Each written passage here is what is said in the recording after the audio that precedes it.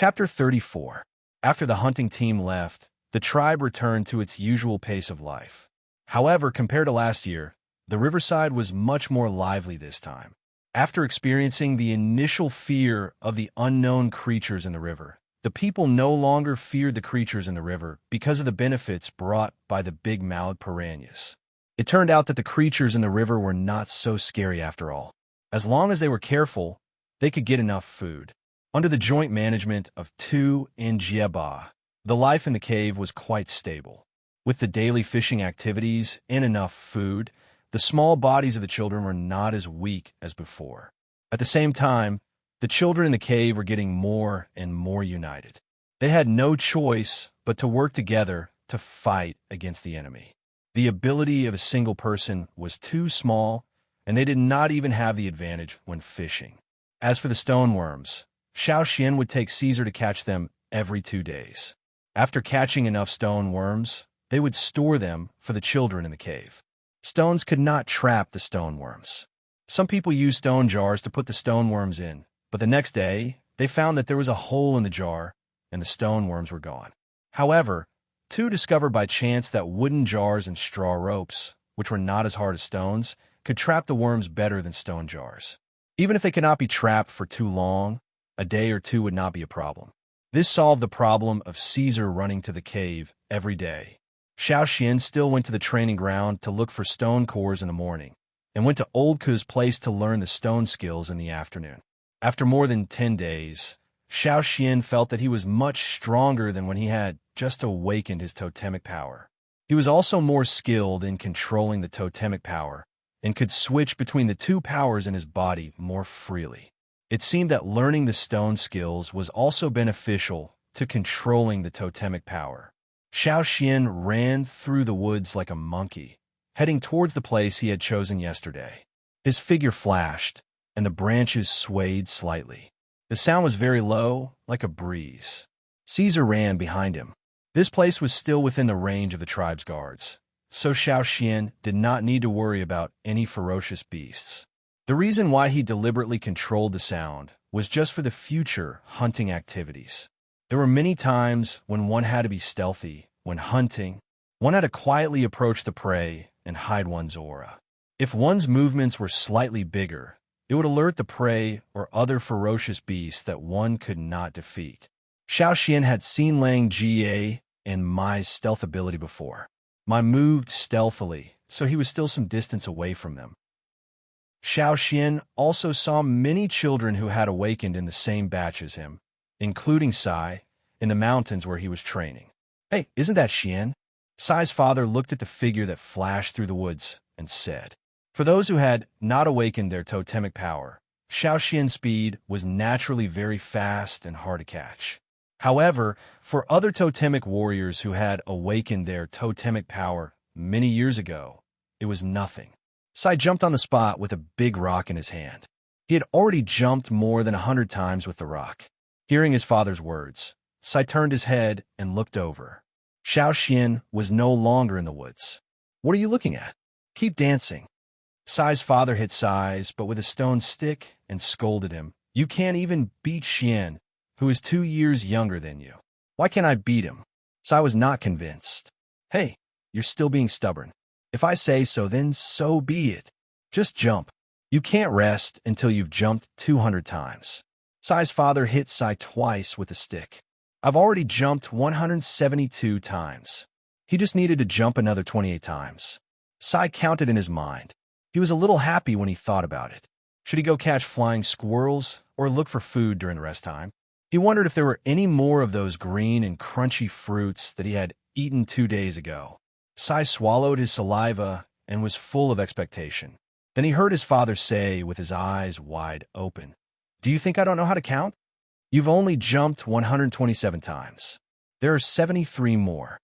Sai was so angry that he almost threw the big rock away. However, his father's way of doing things was always right.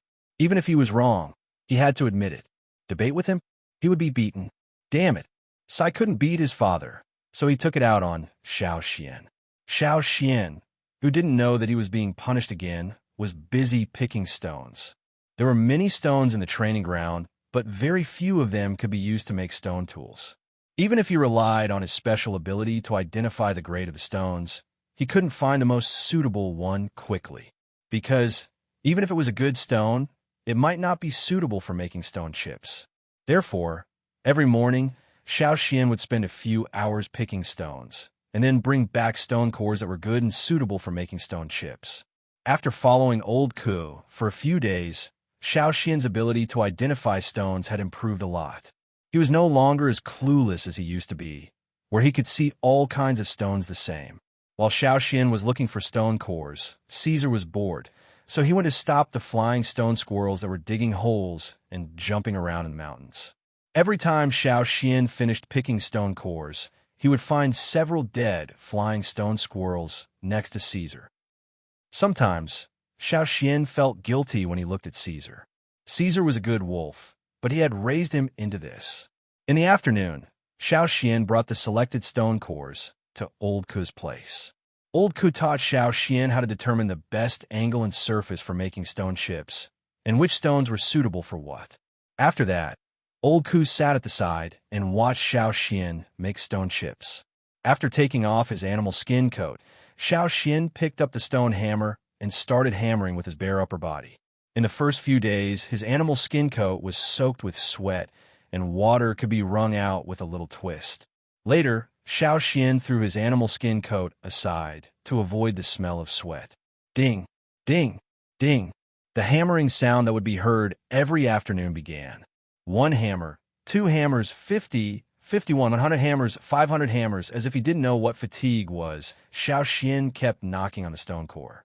The huge stone core became smaller and smaller as more and more stone leaves fell from it than a few days ago. After hammering the first stone, Xiao Xian did not rest. He continued hammering the second stone, the third stone.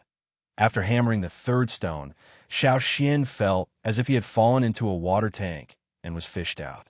After drinking some water, Xiao Xian stood at the side and listened to Old Ku explain the details that he needed to pay attention to during the grinding process. He explained the shape of the stone chips, how to grind them, and how to grind the rest of the stone core. Old Ku said that every stone had its own story. Even the best stoneware maker might not be able to decipher every stone. However, every time Old Ku explained to Xiao Xian, he would try his best to teach him everything that he had learned so far. Xiao Xian listened attentively. Many of the seemingly indifferent words actually hid many skills. After resting for a while and listening to Old Ku's teachings, Xiao Xian continued. However, he was not hammering, but grinding. Whether it was hammering or grinding, if he wanted to reach Old Ku's high standards, he had to be more careful during the grinding process. He had to control his totemic power more precisely. This was not an easy task. During the grinding process, Xiao Xian was immersed in it. All of his consciousness was focused on the stone that he was grinding. It was not obvious, but once the grinding was completed and he regained consciousness, he would feel a throbbing pain in his head. Sometimes it would feel like he was being stabbed by an awl. It was so painful that his forehead would be covered in sweat. Old Ku said that this was normal. He had experienced this in the past. Although it was difficult, the results were obvious. Xiao Xian's control of his totemic power was more precise. Old Ku, who was sitting next to him, had a satisfied look in his eyes. Xiao Xian's growth was far beyond his imagination. After so many years, Old Ku had seen many people who learned how to grind stone, but none of them could do what Xiao Xian did. Many people might not be able to do what Xiao Xian did in half a year, or even 1 or 2 years. Of course, there were those who did it well. For example, Lang Jie took less than 50 days. Lang Ga's grandfather even showed off in front of Old Ku. However, how long did Xiao Xian learn? Only 10 days.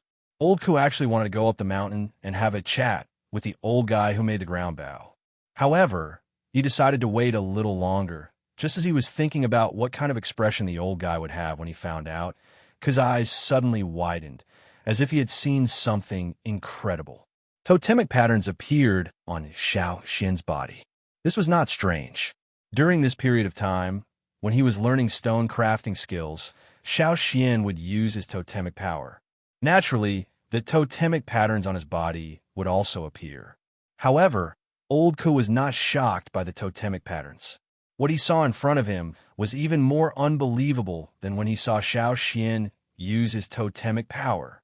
Everyone in the tribe knew that when a newly awakened warrior awakened by the fire pit, all the totemic patterns would appear on his body.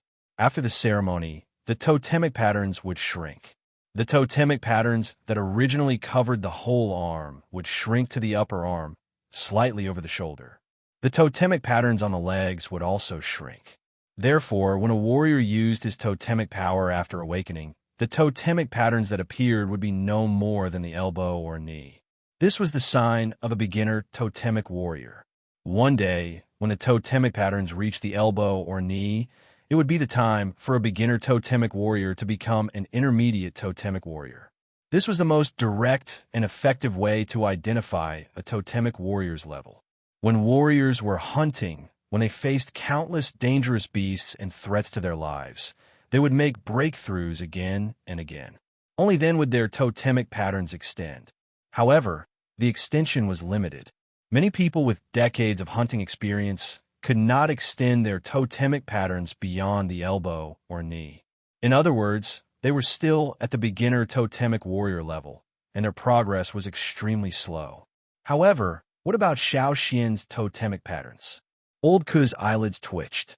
He clearly remembered that when Xiao Xian first came to learn stone crafting skills and used his totemic power, the totemic patterns on his upper arm were the same as those of other newly awakened warriors. They were only slightly over the shoulder. But now, the totemic patterns on Xiao Xian's upper arm had already extended to the length of a little finger. Before this, Old Ku did not pay attention to the totemic patterns on Xiao Xian's arm.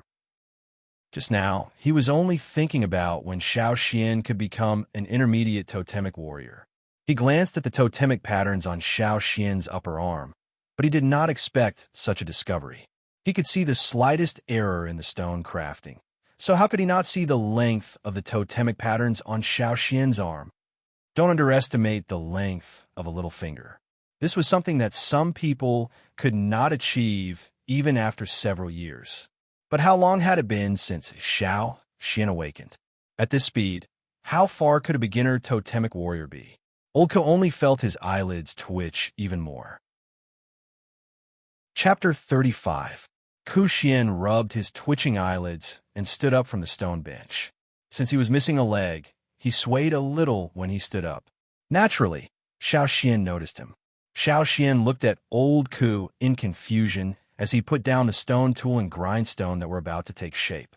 He was in a good state just now and didn't feel like he made any mistakes. His polishing process was also up to Old Ku's standards, but what was with Old Ku's what the F***CK look? Xian, you... Ku Xian stuttered. You. After a long while, Ku squeezed out a sentence. How do you usually train? Xiao Xian didn't know what Old Ku meant, but he still explained his training schedule in detail. Of course, he didn't tell Old Ku Xian about his special ability. In fact, rather than training, it was better to say that he was preparing to polish stone tools. Many of the children who had awakened at the same time were either training their strength or practicing throwing. Only Xiao Xian spent most of his time looking for stone cores. Some people even secretly laughed at Xiao Xian for not doing his job properly. After pondering for a while, Ku Xian didn't think there was anything wrong with what he said. Xiao Xian was very hardworking and showed a strong drive when he was polishing stone tools. This was also the reason why Ku Xian was willing to teach him. However, when he was learning stone tools, he also put in a lot of effort. Why didn't he improve as fast as Xiao Xian? Old Ku couldn't figure it out. He could only attribute the reason to Xiao Xian's extraordinary talent. No wonder he awakened at the age of 10. After calming down, Old Ku waved his hand and motioned for Xiao Xian to continue. He thought for a while and stopped him. He took out a wide grass curtain and divided the polishing process into two parts. He motioned for Xiao Xian to go to the inner part. Although confused, Xiao Xian still did as he was told. Old Ku must have his reasons for doing this. Through the grass curtain, Old Ku could see the little figure polishing stone. Old Ku slowly rubbed a stone leaf in his hand. He seemed to have thought of something, and his frown relaxed. He couldn't help but chuckle. When the sun was about to set, Xiao Xian came out from the inner compartment covered in sweat and handed the polished stone tools to old Ke for inspection. There were more stone leaves and stone cores to be polished today, so it ended much later than usual. However, old Ke did not check the stoneware one by one like he did a few days ago.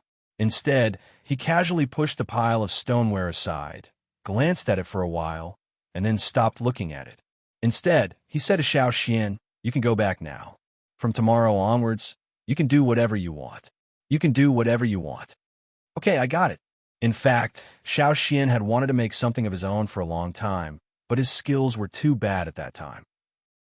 The things he made were completely different from what he had in mind, and he always failed halfway.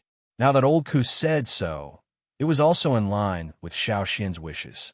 To make a satisfactory stone tool, the process involved included peeling stone leaves, polishing, pressing, heat treatment, and so on. The tools needed included hammers, pressure rods, plungers, grindstones, stone anvils, and other fixed objects. Xiao Xian didn't have a complete set of tools in his wooden house, so he could only come to old Ku's place every day to make something. However, Xiao Xian didn't dare to think too much at first, so he started with the stone tools he was familiar with in the tribe. The next day, Xiao Xian took the stone cores he had picked for the whole morning to old Ku's place and started polishing. Xiao Xian wanted to polish a double-winged stone arrowhead, which was the most used stone arrowhead in the tribe. Lang Jie used a lot. Old Ke had also told Xiao Xian the essentials of making stone arrowheads. The rest could only be learned through polishing, and old Ke would also point out some details to pay attention to. After a few days, old Ke didn't sit next to Xiao Xian and watch him polish. He didn't need to say anything, because Xiao Xian could already do it very well. Leaning on a wooden stick, old Ke took out a wooden box filled with all kinds of stone tools, big and small, and placed it outside the house. Inside were the stone tools Xiao Xian had polished these days. Most of them were spearheads and arrowheads, and the style of the stone tools they polished was somewhat different from old Ke's. In the past few days, old Ke had changed his rules. In the afternoon, he didn't let people into the house. In the morning, he would take out a lot of finished stone tools and place them on the table. If anyone took a fancy to them, they could quickly exchange them. Afternoon, old Ke would pack up and enter the house. He wouldn't come out for the whole afternoon. Therefore, when they saw old Ke putting out the things at this time, some people gathered around. "Hey, old Ke, why are you putting things out at this time today?" "Hey, old Ke, these things aren't made by Xian, right?" Many people knew that Xiao Xian was learning stone tools from old Ke, but no one was optimistic about it. Some people secretly discussed how long Xiao Xian could last. Would he be like those people before him, who couldn't help but leave after a few days? Or would he be forced out by old Ke? They didn't expect him to last until now. Looking at old Ke, he didn't seem to be angry. It was really strange. However, the person who said that the stone tools were made by Xiao Xian laughed after saying it. The people who came with him also just laughed and didn't take it seriously. After all, in their opinion, that kid had only been learning from old Ke for a few days. It was absolutely impossible for him to make such a successful stone product. They were just joking about old Ke. This stone arrowhead is well polished. It's perfect for laying bows and setting traps. Hey, the barbs are well polished. I like them. A person squatted down and began to pick out the stone arrowheads he liked. Seeing that someone had already started, the others stopped joking around and started to pick the stoneware they liked. They were afraid that the good stuff would be taken away by someone else. After all, the stoneware made by old Ke was much better than the others. "Hey, old Ke, did you change your style?" The arrowheads didn't have such long barbs in the past. A warrior picked out a stone arrowhead and touched the wings on it. Ke, who was sitting there, just kept a straight face and didn't answer. The warriors who came to exchange their stone tools were already used to old Ke's behavior. They didn't expect old Ke to explain. It wasn't strange for a stone tool maker to change his style. Hunting consumed a lot of stone tools. Because many of them were disposable, unlike metals, they couldn't be reused. So the scrap rate was especially high. This also led to the warriors preparing a lot of stone tools before every hunting trip. The last hunting team had been out for almost 20 days. Generally speaking, The hunting team wouldn't go out for more than 20 days. Even if they were in trouble, they wouldn't go out for more than 30 days. After all, the warriors' families were still in the tribe. If they didn't come back, their families would starve. So, after some calculations, the hunting team that went out would be back soon. The other team was also preparing. They were just waiting for the people who went out to come back. Then they would hand over the tribe's affairs and set off for hunting. Of course, the more stone tools they had, the better. They will be back in these 2 days. I saw someone bring the wounded back in the morning. This time, 2 of them were seriously injured, but their lives weren't in danger. I heard that no one died. Someone said while picking, "So, we are also going to set off? I have to go back and get more things to exchange with Old Co. Didn't you say 2 were injured? Who were they?" The crowd began to talk again, but their hands didn't slow down. Every time they saw a stone tool, they would grab it tightly in their hands. Those who were slower than them could only regret that they didn't make the first move. "If you want exchange, then hurry up and get out." Old Co waved his arm with a cold face. If they wanted to talk, they should go somewhere else. Xian was still polishing in the house. What if they disturbed him? In the eyes of the crowd, Old Co was too difficult to get along with. It seemed that he didn't care about anything except stone tools. He was also very fierce when he scolded people. But in fact, Old Co valued Xiao Xian more than anyone else. When these people began to talk, Old Co was not happy and immediately drove them away. The crowd didn't get angry. They stopped talking and quickly went back to pick. When almost all the things were put on the table, no one came back. Old Co picked up the remaining small stone tools and put them into the wooden box. He shook his head and whispered to himself, "Why don't I like these small stone tools? In fact, as long as they're used well, they are much more lethal than those big ones." When Xiao Xian finished polishing for the day and dragged his tired body back, the hunting team that went out also came back before sunset. Chapter 36. In the cheers, the hunting team walked on the path of glory, leaving long shadows in the sunset. The strong warriors were carrying much bigger prey on their backs, like an ant carrying a quail egg. They carried some on their shoulders, carried some on their backs, and even dragged some with straw ropes. The harvest was plentiful, and it was truly a rewarding journey. It was said that no one in the hunting team was killed this time. Only 2 were seriously injured. The injured ones were with the shaman, and their condition had stabilized.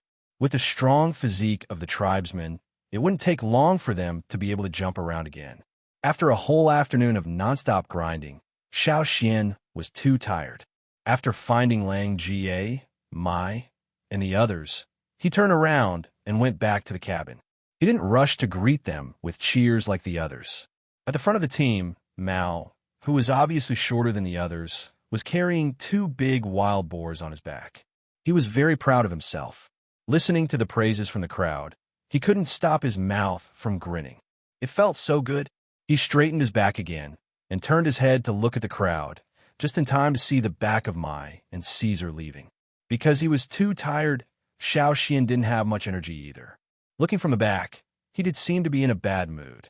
He must have been defeated by me, Mao thought. Carrying 2 big wild boars, Mao was still thinking about how to defeat Xiao Xian in the future when he joined the hunting team. After a night's rest, Xiao Xian felt full of energy. Even the soreness in his muscles had disappeared, as if he didn't persist in grinding for so long yesterday. As usual, he picked stone cores in the morning and went to Old Co's place in the afternoon. But today, Old Co gave Xiao Xian half a day off so that Xiao Xian could have some rest.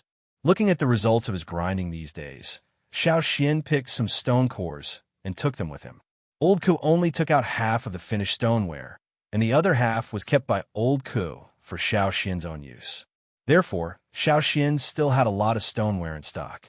Xiao Xian used 2 net bags woven with straw rope to carry some of the stone tools he had selected. Then, he carried them up the mountain. When Xiao Xian arrived, Lang Jie was still sleeping. After going out to hunt, when there was no shift, he would always sleep for 3 or 4 days. "What's the matter?" Lang Jie yawned, his drooping eyelids almost closing. "Oh, I just came to give you something. Go back to sleep." Xiao Xian placed one of the net bags on the stone table in the room and planned to leave. Originally, He wanted to listen to Lang Jie talk about hunting, but now it seemed that he had to wait for a few days. For me, although he was sleepy, Lang Jie was still very curious about what Xiao Xian had brought. When the bag was opened and he saw the polished stone arrowheads inside, Lang Ga's squinted eyes suddenly widened. His eyes flashed as he took out an arrowhead and began to examine it carefully. Xiao Xian made the wings on the arrowhead according to the size and shape Lang Jie was used to. Therefore, the barbs were longer than the others because Lang Jie was used to using them. If he changed it without permission, Lang Jie might not be used to it, so Xiao Xian didn't add any other ideas. Lang Jie looked at the arrowheads in his hands and became more and more surprised. The arrowheads in front of him were very well polished, and the most important thing was that the wings were almost perfect. The wings of the arrowheads could play a role in balancing the flight of the arrowhead, allowing the arrowhead to hit the target more accurately. If the wings were slightly out of place, the hunting effect would be greatly reduced. In order to increase the lethality of the arrowheads, Lang Jie polished the wings of the arrowheads himself. The edges of the arrowheads were more prominent, the tips were sharp, and there were 2 long barbs. Lang Jie had always felt that only the arrowheads polished by himself were easy to use. The arrowheads polished by others, even his grandfather, might not be easy to use. But now, looking at the arrowheads in his hands, Lang Jie was very surprised. With just a glance and a weight, he knew that these arrowheads would be very easy to use. The arrowheads in his hands looked almost exactly the same as the arrowheads that Lang Jie polished himself. No, they weren't exactly the same. The arrowheads in front of him were polished more perfectly. Usually, when Lang Jie polished the arrowheads himself, because of the large demand, he didn't spend time polishing some details. But these arrowheads in front of him, hey, Xian, thank you, I like them very much. By the way, please thank old Ku for me. Thank him for the arrowheads he polished. In Lang Ga's opinion, these arrowheads were naturally polished by old Ku, and Xiao Xian naturally asked for them from old Ku before sending them over. Lang Jie stretched out his thumb and touched the wings of the arrowhead. TSK, the edges of the arrowheads were very well polished.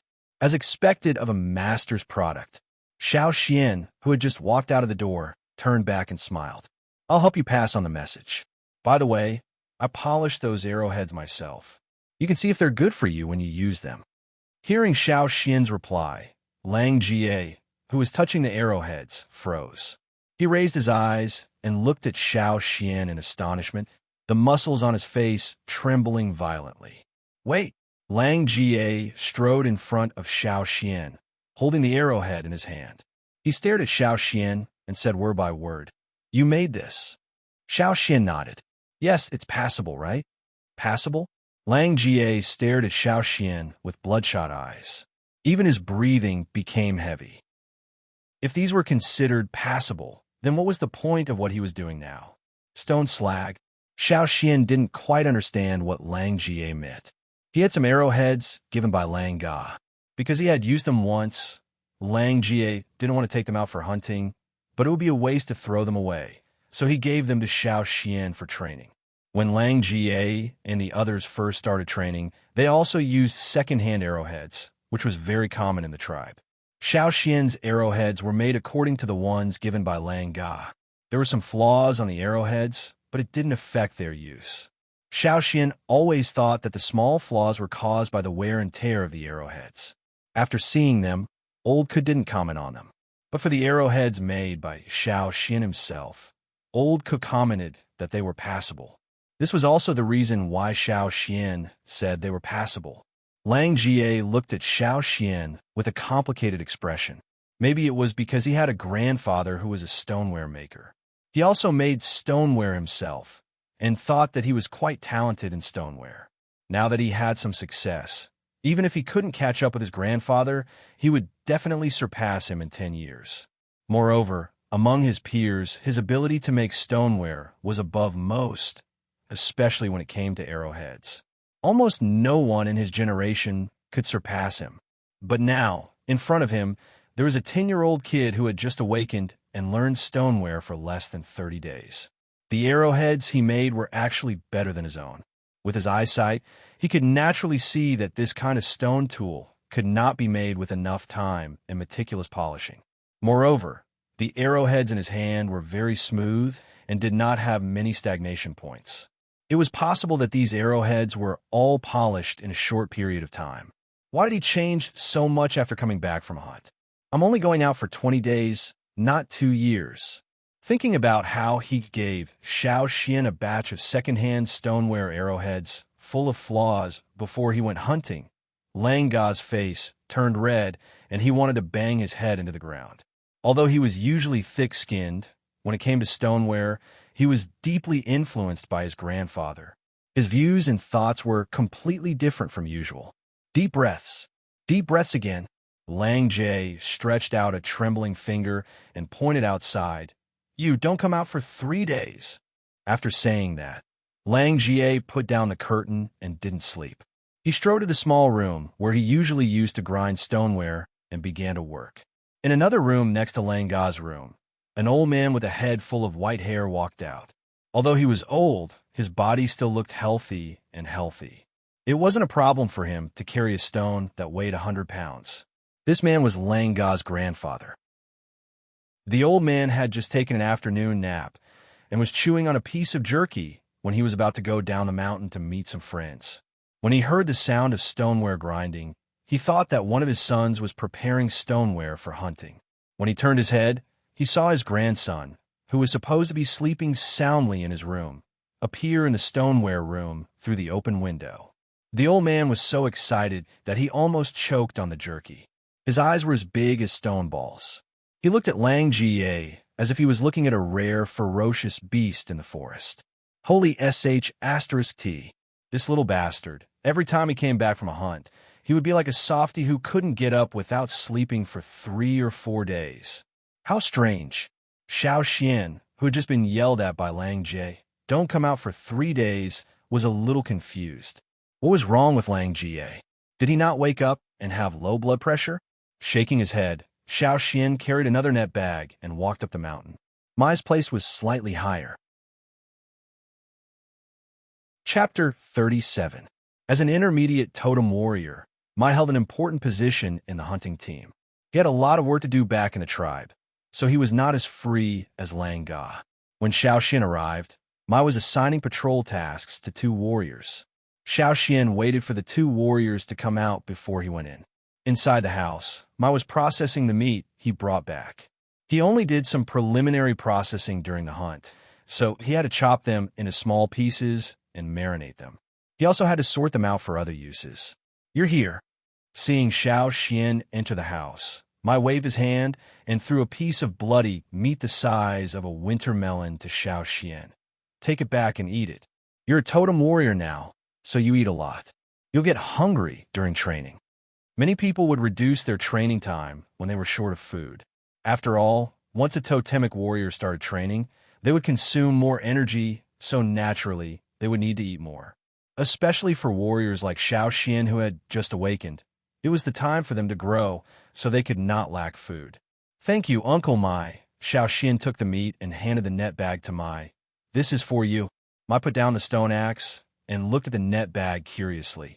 You made it yourself? Well, it's definitely not as good as yours, Uncle Mai, but still okay.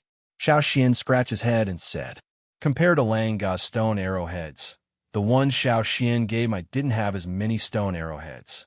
Instead, most of them were spearheads for throwing during hunting. After all, the 2 of them had different responsibilities in the hunting team, so the stone arrowheads they used were naturally different. Mai had heard from Lang Jie that Xiao Xian was learning stone tools from Old Ku, but it had not been long, so Mai did not expect to see many exquisite things. Xiao Xian was thoughtful enough to send him something, so he did not want to discourage this kid. Mai smiled and pulled open the net bag, intending to say some words of encouragement. Actually, you can't rush into crafting stone tools. It's already very good that you're able to do this. In the future, his voice came to an abrupt halt. Mai looked at the well-polished spearheads in the net bag and swallowed back the words of encouragement he was about to say. The sharpened spearhead was the same as Mai's usual spearhead. Its spine was slightly higher, and the blade of the spearhead was also very sharp. The spearhead's blade gathered into a sharp point, and there were no traces of it being beaten. Clearly, a lot of effort had been put into the sharpening. Unlike the spearheads used by many warriors, the spearheads I like to use had grooves for drinking blood on both sides of the spine. Xiao Xian also had grooves for drinking blood. Just like Lang Jie, Mai also gave Xiao Xian a stone tool for training. It was a spear that he had used before. However, when he gave it out, he did not expect to receive such a gift in return. These, are you really polishing them yourself? Mai looked at Xiao Xian and saw Xiao Xian nodding. Mai then looked at the stone tools in his hands. He did not expect Xiao Xian to have such a gift. In this case, even if Xiao Xian could not improve his strength in the future, he would be able to live a peaceful life in the tribe. He would not have to starve. After being stunned for a while, Mai laughed. Good. Very good. Unlike Lang Jie, Mai did not spend so much effort on crafting stone tools, nor did he care much about them. Therefore, when he saw Xiao Xian's stone tools, he only admired them. After putting away the spearheads, Mai asked about Xiao Xian's training during this period and gave some suggestions. He did think highly of Xiao Xian, but he also agreed that the newly awakened one should train more. There was no need to rush to join the hunting team. Otherwise, they would be like Hoodlum, who was too eager for success. However, when the time came, they would make a lot of mistakes and become a burden. After thinking for a while, Mai reached out his hand and said to Xiao Xian, "Punch my hand, and let me see your strength." After a totemic warrior's ability was improved, his strength would continue to increase. That was why Mai wanted to use this method to see Xiao Xian's results during this period of training. However, he did not expect Xiao Xian to improve much. After all, Xiao Xian had spent most of his time making stone tools. Okay. Xiao Xian put aside the meat in his hand and stretched his arms and legs. In fact, he did not know how different he was from the other kids, except for his special ability. He also did not know what level he was at now. It would be good for his future training if he could get some advice from Mai. Since he wanted to test his fist strength, he had to use his totemic power. Taking a deep breath, Xiao Xian mobilized the totemic power in his body. Immediately, clear totemic patterns appeared on his face and quickly spread from his face to his neck.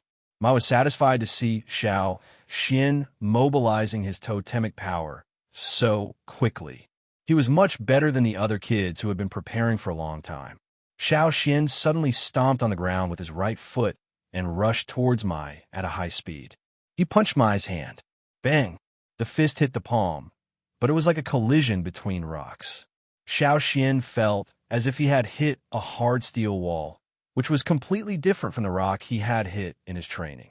Xiao Xian staggered back 2 steps and took back his fist. He grinned and rubbed his fist. Actually, it wasn't just his fist that was hurting.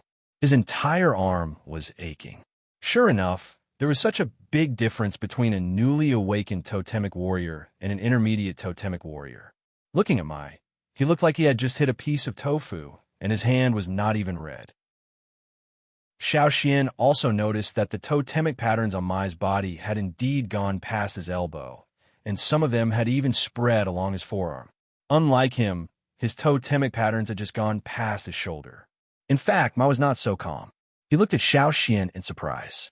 Compared to the pain in his hand, he had seen the totemic patterns on Xiao Xian's shoulder, but now they had disappeared. He did not know if it was an illusion, but Xiao Xian's punch was indeed stronger than most of the newly awakened totemic warriors. Winter was over, and the weather was getting warmer. The temperature was rising day by day, and he had to train every day. For convenience, Xiao Xian was now wearing a sleeveless animal skin coat, so the totemic patterns on his shoulder were naturally exposed. Maybe Mai did not have old Ka's eyesight, but compared to most people, he was much better. Again, use all your strength, Mai said to Xiao Xian. Seeing that Mai had other ideas, Xiao Xian did not hesitate. Taking a deep breath, Xiao Xian mobilized the totemic power in his body again.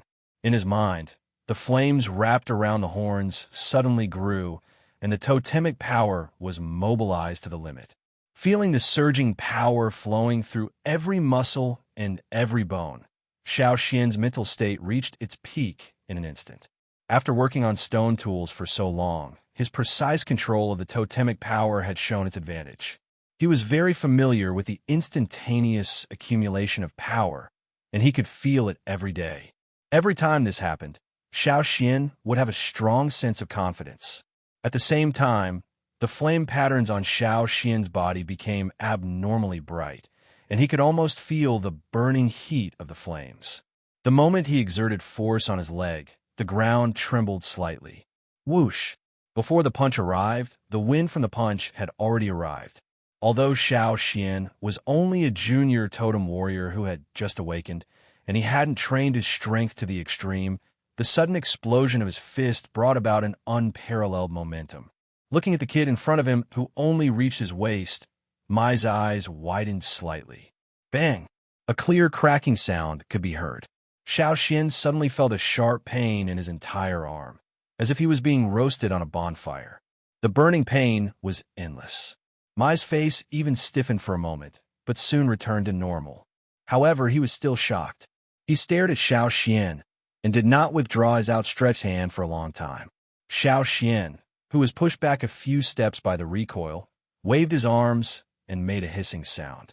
He didn't expect it to be so painful. Compared to the feeling of the last punch, the difference was not just a little bit. Xian, Mai said with some difficulty. Xiao Xian waved his arm and looked at Mai. He was not worried about his arm. Even if it was broken, it would heal in a few days. This was the advantage of the tribesman's physique. You go back and get ready. Hearing Mai's words, Xiao Xian wondered if Mai would tell him not to come out for 3 days, just like Lang Jie did. He continued to look at Mai, waiting for him to continue. Get ready and go hunting with us next time. Chapter 38. Xiao Xian looked at Mai in surprise. He did not expect Mai to say something like that.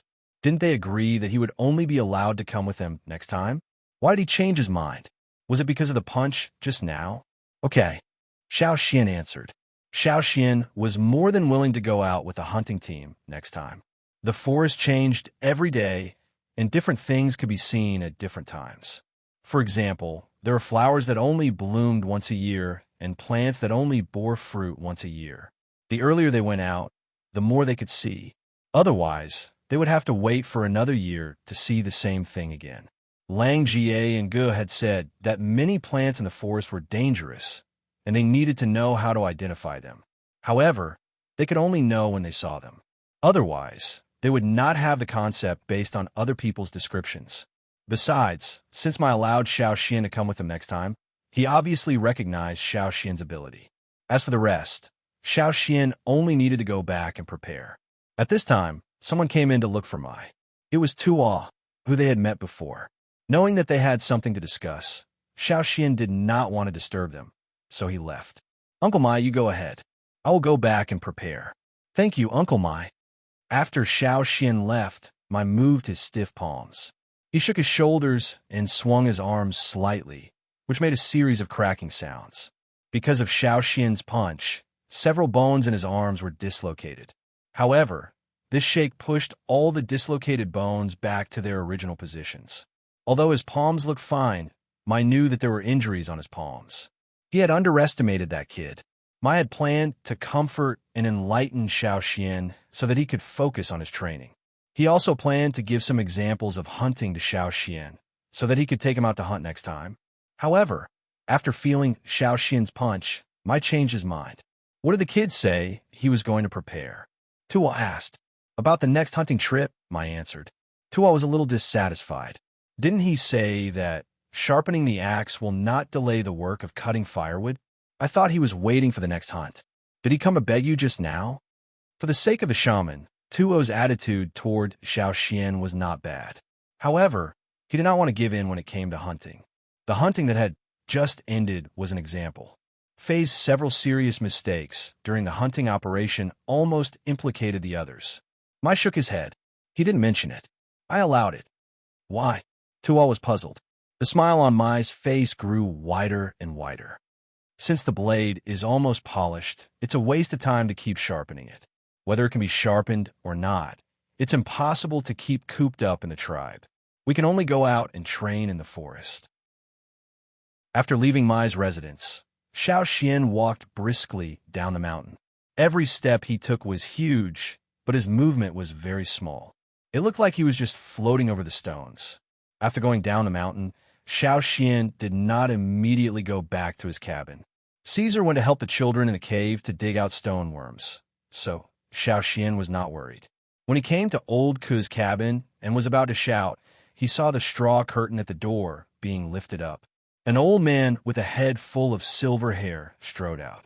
Looking at the old man's face, it was obvious that he was angry. His beard was almost sticking up. Seeing Xiao Xian standing at the door, the old man frowned and looked at Xiao Xian from head to toe.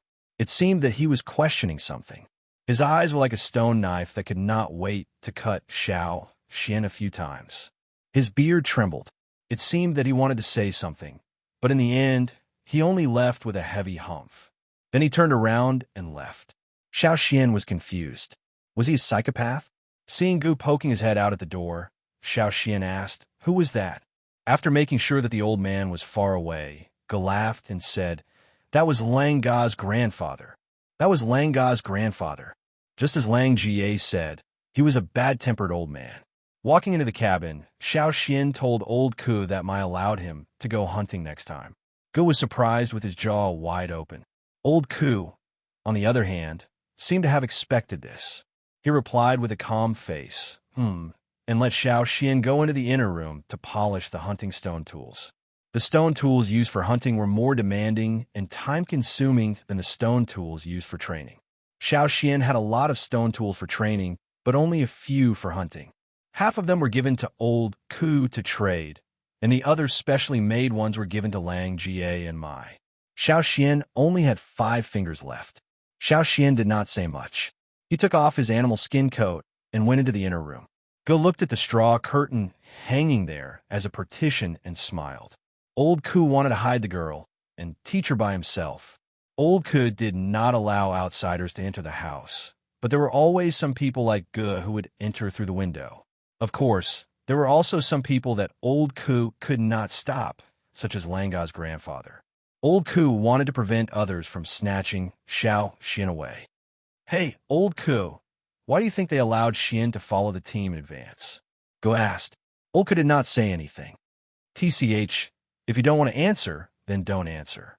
Gu walked inside and carefully lifted the straw curtain to look inside. He wanted to see what was different about Xiao Xian compared to before. He could even make Mai, who had always been strict, let him go. After looking for a while, Gu walked back with his chin in his hand. He was shocked, as if he saw a carnivore suddenly become a vegetarian. Hee. Before Gu could say what he had just seen, he saw old Ku holding a white knife and sharpening it. The word he was stuck in his mouth.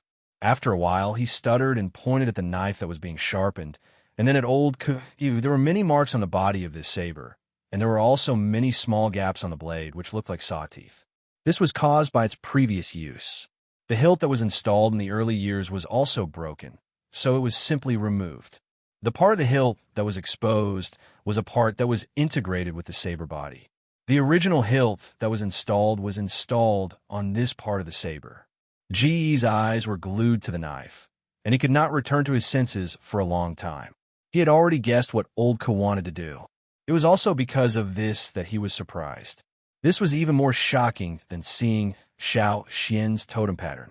When Xiao Xian finished sharpening the stone core and walked out, old Ku was installing the handle on the knife that had already been sharpened. The handle was installed with a kind of resin, which was mixed and melted. Xiao Xian had used this method before. It felt good, much better than wood or rope. "Wait for a moment. You can take it back when the handle is done," old Ku said to Xiao Xian, who was about to leave. Xiao Xian looked at the knife. The knife was wide, and the blade was about 1/2 meter long. The back of the knife was about a finger thick. It was much thicker than many of the stone knives that Xiao Xian had made. Looking at Ji's expression, Xiao Xian knew that this knife was extraordinary. He had never touched the knife, so he could not say anything. However, as he looked at it, he felt a heavy chill coming from the knife, as if it wanted to press people into the ground. "What is this?" Xiao Xian was puzzled. This is a knife made from the teeth of a ground shell. Go looked at the knife, his face full of reluctance. He wanted to snatch it and hold it in his arms. This knife had not appeared in front of anyone since old Ku's leg was broken. He had begged old Ku countless times before, but old Ku never agreed. He was not even willing to take it out to sea. But now, old Ku was going to give this knife, which symbolized his best days, to Xiao Xian. Gu was envious, but he also knew that in his current situation, he could only be envious. There was no need to think about anything else. Ground shell. It was a ground shell. Even though Xiao Xian had not seen it with his own eyes, he had heard from Lang Jie that it was a giant ferocious beast that lived underground. When hunting, if you met a ground shell, don't even think about throwing stone spears at it. The only thing you could do was to run away. No one wanted to fight a ground shell because they could not win. He had heard so many hunting stories from Lang Jie, but he had never heard of a hunting team fighting against a ground shell. When old Ku handed the knife to Xiao Xian and pushed him out the door, Gu was still craning his neck to look around. His eyes were glued to the knife. Xiao Xian stood outside the house for a long time with the knife in his arms. It was not obvious, but it weighed at least 200 pounds. Chapter 39. Xiao Xian placed the saber that old Ku had given him on the newly made stone table in the house. Caesar stared at the saber on the table from 2 meters away and bared its teeth. Ever since it had sniffed the saber at a close distance, it had become very cautious. Its eyes were full of vigilance, and it kept a certain distance from the saber. Xiao Xian reached out and touched the saber, which was not as cold as the stone. After dozens of years, the strong, murderous aura on the saber had settled down. After many rounds of polishing, the saber had become a little smaller due to wear and tear. The blade, which was originally full of small nicks, had become smooth and sharp after being polished again. Sighing softly, Xiao Xian carefully put on the saber with a leather sheath. Old Ku had given him his precious saber, and he wasn't afraid that he would lose it. Putting the saber aside, Xiao Xian took a slate. The slate was made of low-grade stone, and Xiao Xian had specially brought it back to use as a writing board. He listed out the number of stone tools he planned to make and wrote them down on the slate. In addition to spearheads and stone arrowheads, Xiao Xian also planned to make a few stone balls to bring along. When the time came, he could use the stone ropes or beast-tripping ropes. For 3 consecutive days, Xiao Xian spent time at old Ku's place, polishing stone tools and listening to old Ku talk about hunting. Old Ku didn't talk about his glorious past, and Xiao Xian didn't ask. When old Ku wanted to talk about it, he would. After finishing polishing the stone tools, old Ku asked Xiao Xian, "Do you know why people who live on the mountainside rarely go fishing?" Xiao Xian had always wondered about this question. Since everyone knew that there were fish in the river, why were there still so many people willing to risk their lives to hunt? Logically speaking, fishing was so easy. As long as one mastered the technique, it wouldn't take much effort. Moreover, as far as Xiao Xian knew, not everyone who lived on a mountainside had enough food. But in fact, Xiao Xian had only seen a few elderly people with limited mobility going down the mountain to join the fishing. He didn't see any children on the mountain participating in the fishing. As for the soldiers, there was no need to mention them. Other than those who were responsible for guarding the riverbank, he basically didn't see anyone snatching fish from the people of the Mountain Foot District. Old Ku raised his head and looked out the window. They could see the mountains in the distance from that direction. Because of the ancestral teachings, Old Ku said, 900 years ago, the chief and the shaman left a warning at the same time. As long as you're a healthy warrior, you must go out and participate in hunting. Even when there is enough food, you must not indulge in comfort or slack off. I must do everything possible to improve myself. It wasn't easy for a totemic warrior to improve. When they went out to hunt, they had to go through many life and death struggles before they could be promoted from a beginner totemic warrior to an intermediate totemic warrior. It was even more difficult to improve further. People like Mai and the others were almost mentally prepared to stay in the wilderness every time they went out to hunt. On the whole mountain, the people who lived in the Mountain Foot District were the weakest in terms of overall strength. At the same time, It also showed that these people's mentality was relatively lazy. But even so, Xiao Xian didn't see any reluctance on anyone's face every time they went out to hunt. Everyone was very active, even if they could now catch enough fish. Many warriors on a mountain didn't let their children go down the mountain to fish, probably because they didn't want their children to form the idea that getting food is actually very easy. From the brainwashing teachings passed down from generation to generation, they only needed to know that if they wanted food, they had to go into dangerous places and fight with the ferocious beasts in the mountains. Only with pressure would there be motivation to improve. A warrior who hasn't been tested by hunting is not a real warrior. Old Cook concluded. It sounded cruel, but it was understandable. Thousands of years of persistence couldn't be changed by a fishing incident. They believed that it was easy to slack off when fishing, so they would continue to persevere. Not to mention, the chief and the shaman had already made a development plan a long time ago. There was nothing to do with fish, and the focus was on the distant mountains. Xiao Xian remembered the murals on the wall of the stone room in the cave, and the last sentence, "One day, we will return to the old land. The glory is still there, and the fire of Yinjiao will never be extinguished." After leaving Ku's place and returning to his cabin, Xiao Xian gently counted the stone tools he made today and classified them together with the stone tools he made a few days ago. The stone arrowheads made by Xiao Xian himself were different from those made by Lang Ga. The arrowheads were more streamlined, the wings were striped, and the tips were slightly straighter. In addition, he also made some three-winged stone arrowheads. Different from the stone tools used for training, the stone tools prepared for hunting were engraved with Xiao Xian's name. This was something that every hunting warrior in the tribe would do. After sorting out the stone tools, Xiao Xian turned back and saw Caesar squatting next to him, yawning. His ears drooped listlessly, and he looked like a lazy dog lying in front of his house. No wonder Lang Jie and the others didn't look at Caesar as prey, but directly ignored him. Caesar wasn't a challenge at all, and they weren't interested in him. However, when the hunting team went out for about 20 days, what would Caesar do? It was impossible for him to stay at home, and Xiao Xian didn't feel at ease if no one looked after him. Should he send him to the mountain and ask the shaman for help? No, the old faker couldn't take care of anyone when he was busy. Xiao Xian even thought about sending Caesar to the cave, but in the end, he gave up the idea. If he was sent to the cave, Caesar would do whatever he wanted, and those kids wouldn't be able to control him at all.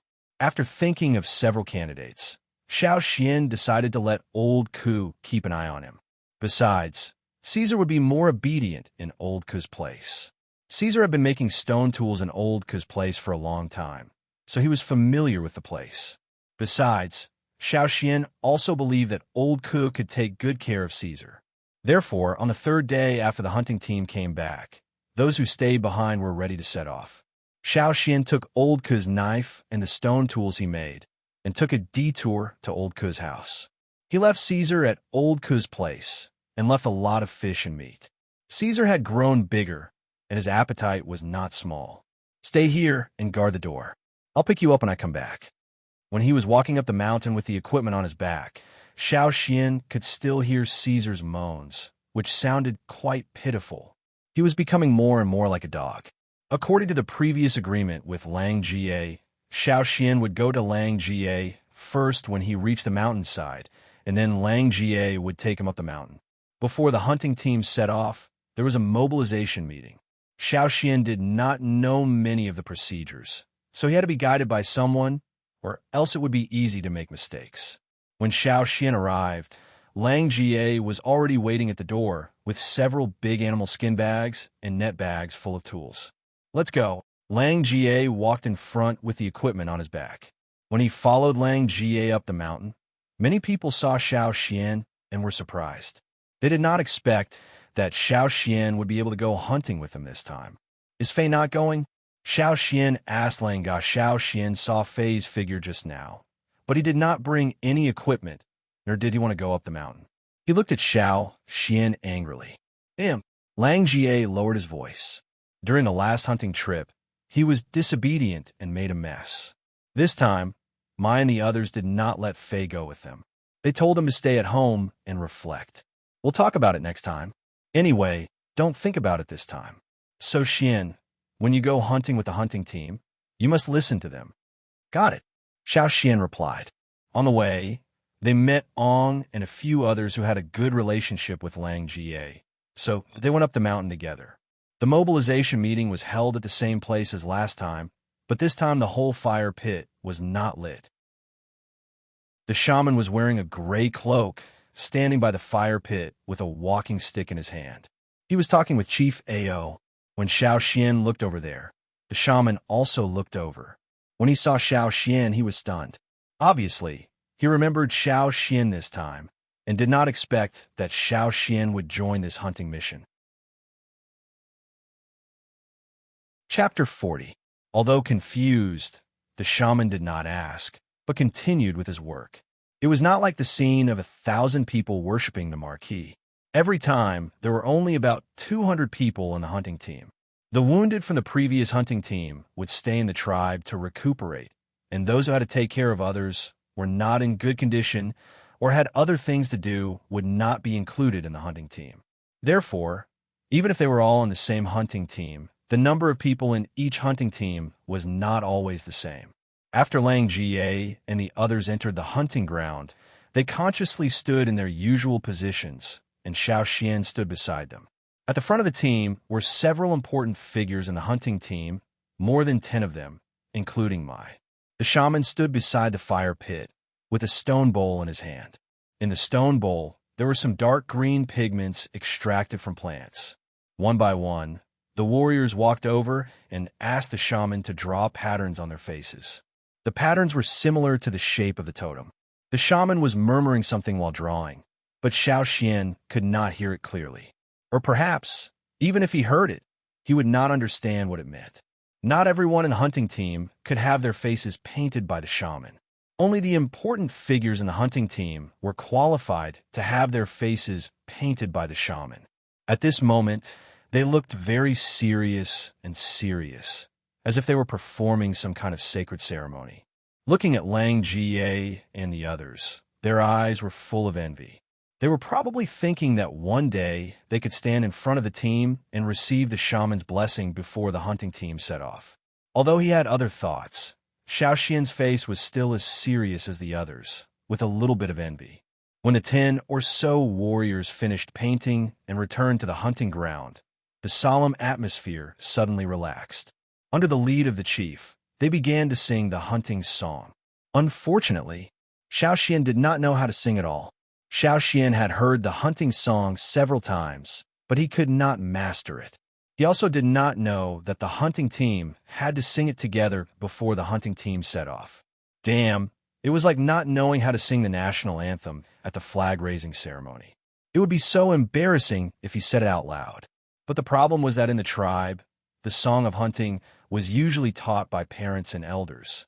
Xiao Xian came from the cave, and XIZ was not an original, so he had never paid attention to this. Lang Jie and the others also did not think about this aspect, so they all neglected it.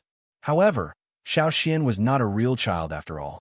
He did not know how to play the song of hunting, but he knew how to make up the numbers. Xiao Xian's expression didn't change. He stood there calmly, his mouth opening and closing, but he didn't make a sound. If one didn't pay attention, they wouldn't be able to tell that he was different from the crowd. Since the beginning of the world, our ancestors have been here. When the tribe rose, hunting was the priority. As the spring warmed up, the ice and snow melted. Birds and beasts jumped happily. Birds chirped and beasts roared. Hunters went far away. At first, Xiao Xian thought that the song of hunting would be over after a few lines, but as he waited, he realized that the song was really King long. It was like a story from hunting in spring to summer to autumn and finally ending in winter. Not only was it long, but it also had a King tragic ending. It was as if they were going to die. He wondered which master in the tribe wrote this song. Although the song talked a lot about hunting and warned everyone that hunting in winter was dangerous and they had to be cautious when going out, Xiao Xian didn't feel that it was inspiring. However, The people present were all red in the face and neck, as if they were on steroids. They even sang the totem patterns on their bodies. They couldn't wait to tear apart ferocious beasts on the spot to vent their excitement. Xiao Xian really couldn't understand the mentality of these people. Perhaps this was the difference between outsiders and natives. When Xiao Xian was singing with his mouth open, the shaman glanced at him several times. Xiao Xian knew, but he still didn't look away. He followed the example of Lang Jie and the others. When others were excited, he was also excited. When others roared with their spears, he also roared with a spear. Didn't Lang Jie say that no matter what he did, Xiao Xian would not make any mistakes? Standing by the fire pit, the shaman's old face twitched as he watched. Of course, he could see that Xiao Xian didn't know how to sing the Song of Hunting, but he didn't expect that Xiao Xian could be so thick-skinned. If it were other kids, they would have been terrified. After singing the Song of Hunting, Xiao Xian felt that the food he ate in the morning was almost used up. Since the morale had been boosted, the chief didn't say anything more. He asked the team leader to lead the team and set off immediately. There was a time plan for going out hunting, or there would be more trouble if they missed the timing. Xiao Xian moved his feet and followed Lang Ga, feeling someone was looking at him. Xiao Xian looked over. It was Mao. Mao was surprised. He did not expect that after Fei's accident in the last hunting mission, they would still allow the newly awakened warriors to join the team in advance. In fact, even the few kids who performed well in the last hunting mission might not be allowed to join the team this time. Obviously, Mao didn't consider himself as one of the newly awakened warriors. Xiao Xian glanced at him and ignored him. In case he made any mistakes, he had to follow Lang Jie closely. How could he have time to stare at that little kid? The hunting team walked down from the top of the mountain. People gathered on both sides of the Path of Glory to see them off. In this team, only Mao and Xiao Xian were among the newly awakened warriors this year. Therefore, the two of them were very conspicuous.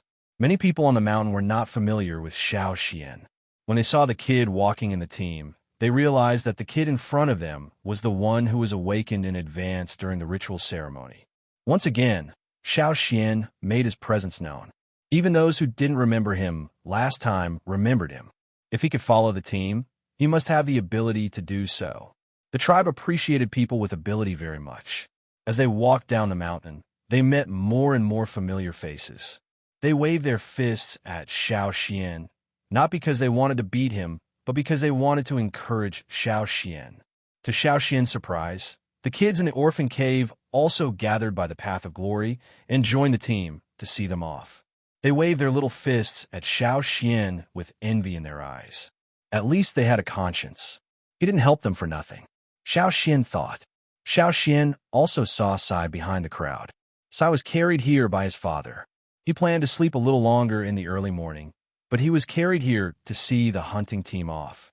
He was looking at the passing warriors carelessly, but suddenly he stopped yawning and stared at Xiao Xian and the team with his eyes wide open. Then he turned his head stiffly to look at his father.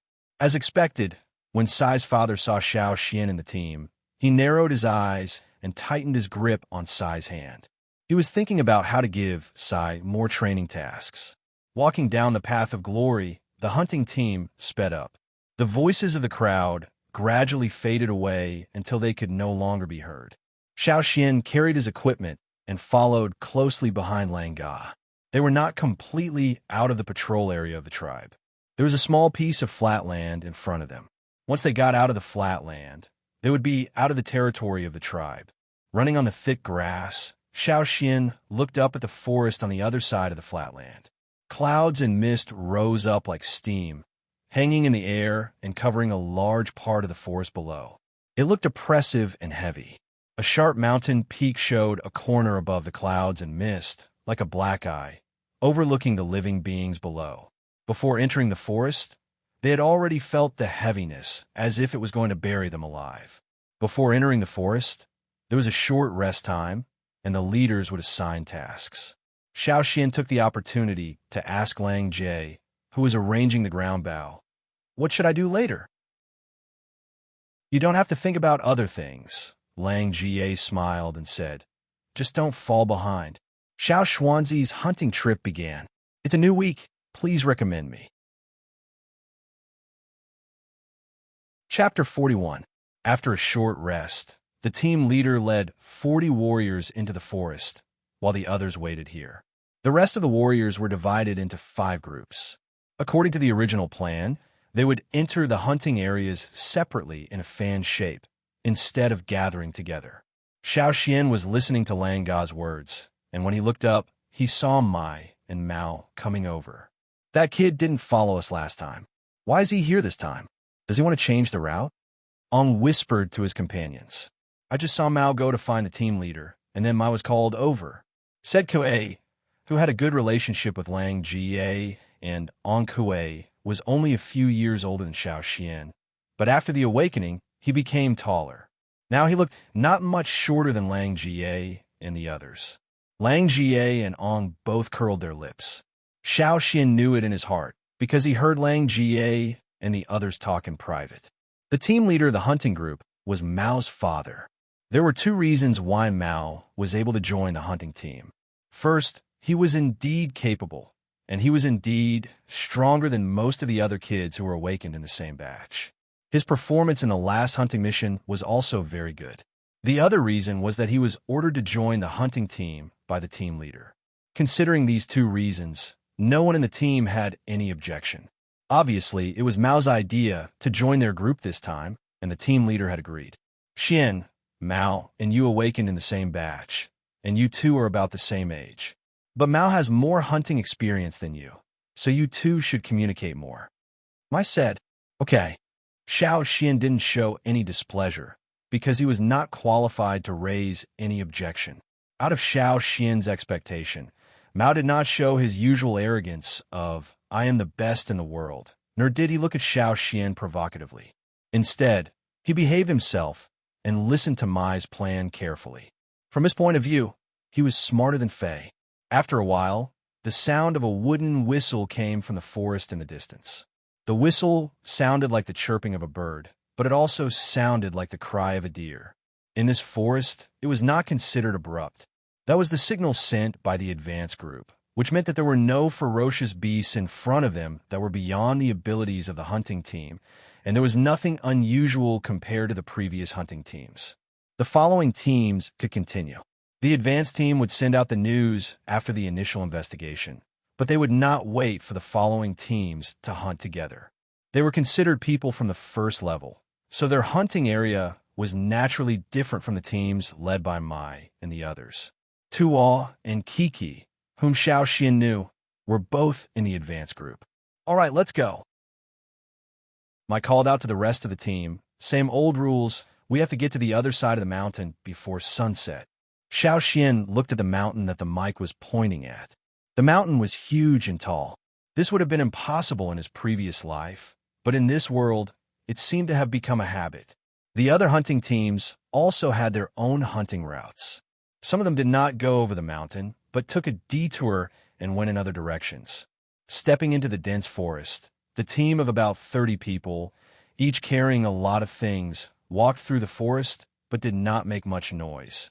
Above them, numerous ancient trees were clustered together, and their branches and wide leaves almost covered the entire sky.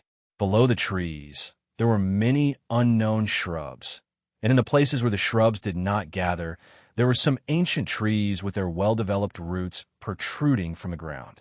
Figures jumped from the ground to the tree trunks and nimbly jumped on the branches. The 30 people jumped one by one, but the branches only shook slightly. The rustling of the leaves did not attract the attention of other creatures in the forest. Xiao Xian followed the people in front of him, jumping from the ground to the branches, and then from the branches to the huge vines. The huge vines, which were several meters thick, were wrapped around the ancient trees. Many places on the vines were covered with moss. The moist air made the moss slippery, and one could easily fall down if they stepped on it. However, as long as they were steady, it was also a good slide. Stepping on the vines, they slid quickly. Their noses were filled with the fresh smell of plants, mixed with the fragrance of flowers. In addition, as the temperature rose, water vapor rose with the smell of all kinds of creatures living in the forest. This was the smell of the primitive forest. It was full of vitality and also smelled danger and excitement. It made people feel as if all the hair on their bodies were trembling with nervousness. A flat-shaped insect the size of a millstone was lying on a vine in front of him. There were 3 rows of patterns on its body that looked like eyes. As the insect wriggled, the 3 rows of patterns on its back flashed. It looked like the eyes of some kind of creature that was scanning its surroundings. The hunting team did not slow down because of the obstacle in front of them. Xiao Xian did not hear any strange sounds and saw the insect being peeled off from the vines and thrown down. Whoosh! A big bird flew under the vines, so fast that it was almost impossible to see clearly. And the insect that was falling down was picked up by the bird that had just flown by. As they moved forward, the light flickered. The vines arched into a high arc and then fell down into the dense forest. On a thick branch above, there was a big, colorful snake, as thick as a bucket coiled around it. However, in this forest it was nothing. No one knew if the snake was full or not, but it looked a little lazy. When the hunting team slid past the vines under the branches, it raised its head and looked down, spitting out its forked tongue. Its emotionless eyes stared at the people passing by below. Xiao Xian felt the cold eyes of the snake above him and followed Lang Jie closely. Since the people in front of him did not care about the snake above, he did not need to do anything. In terms of experience, Xiao Xian was just a rookie. He knew when to take action and when to hold back. He just needed to learn from Xiao Xian. Xiao Xian was now in the middle of the team, and there were other warriors behind him. The warriors in the back thought that since it was Xiao Xian's first time following the team, they would help him if he could not keep up or if he slipped or missed a step. But unexpectedly, Xiao Xian could keep up with the team and did not make any mistakes. On the way, Xiao Xian saw a lot of prey, such as huge bears and unknown creatures and small beasts running between the bushes. But the hunting team did not slow down to take a look at those beasts and just walked toward the mountain that Mai had pointed out. The closer they got to the mountain, the more the plants changed. The towering ancient trees became sparser, and the hunting team stopped walking on the trees. Seeing that Lang Jie and the others in front of them slowed down, Xiao Xian slowed down as well. Ma made a gesture to the warriors behind him, and 7 or 8 warriors in the team spread out to check if there were any dangerous, ferocious beasts nearby. After making sure it was safe for the time being, Ma asked the hunting team to take a rest. The team changed their formation and spread out a little. They did not just stand there, but prepared the tools in their hands.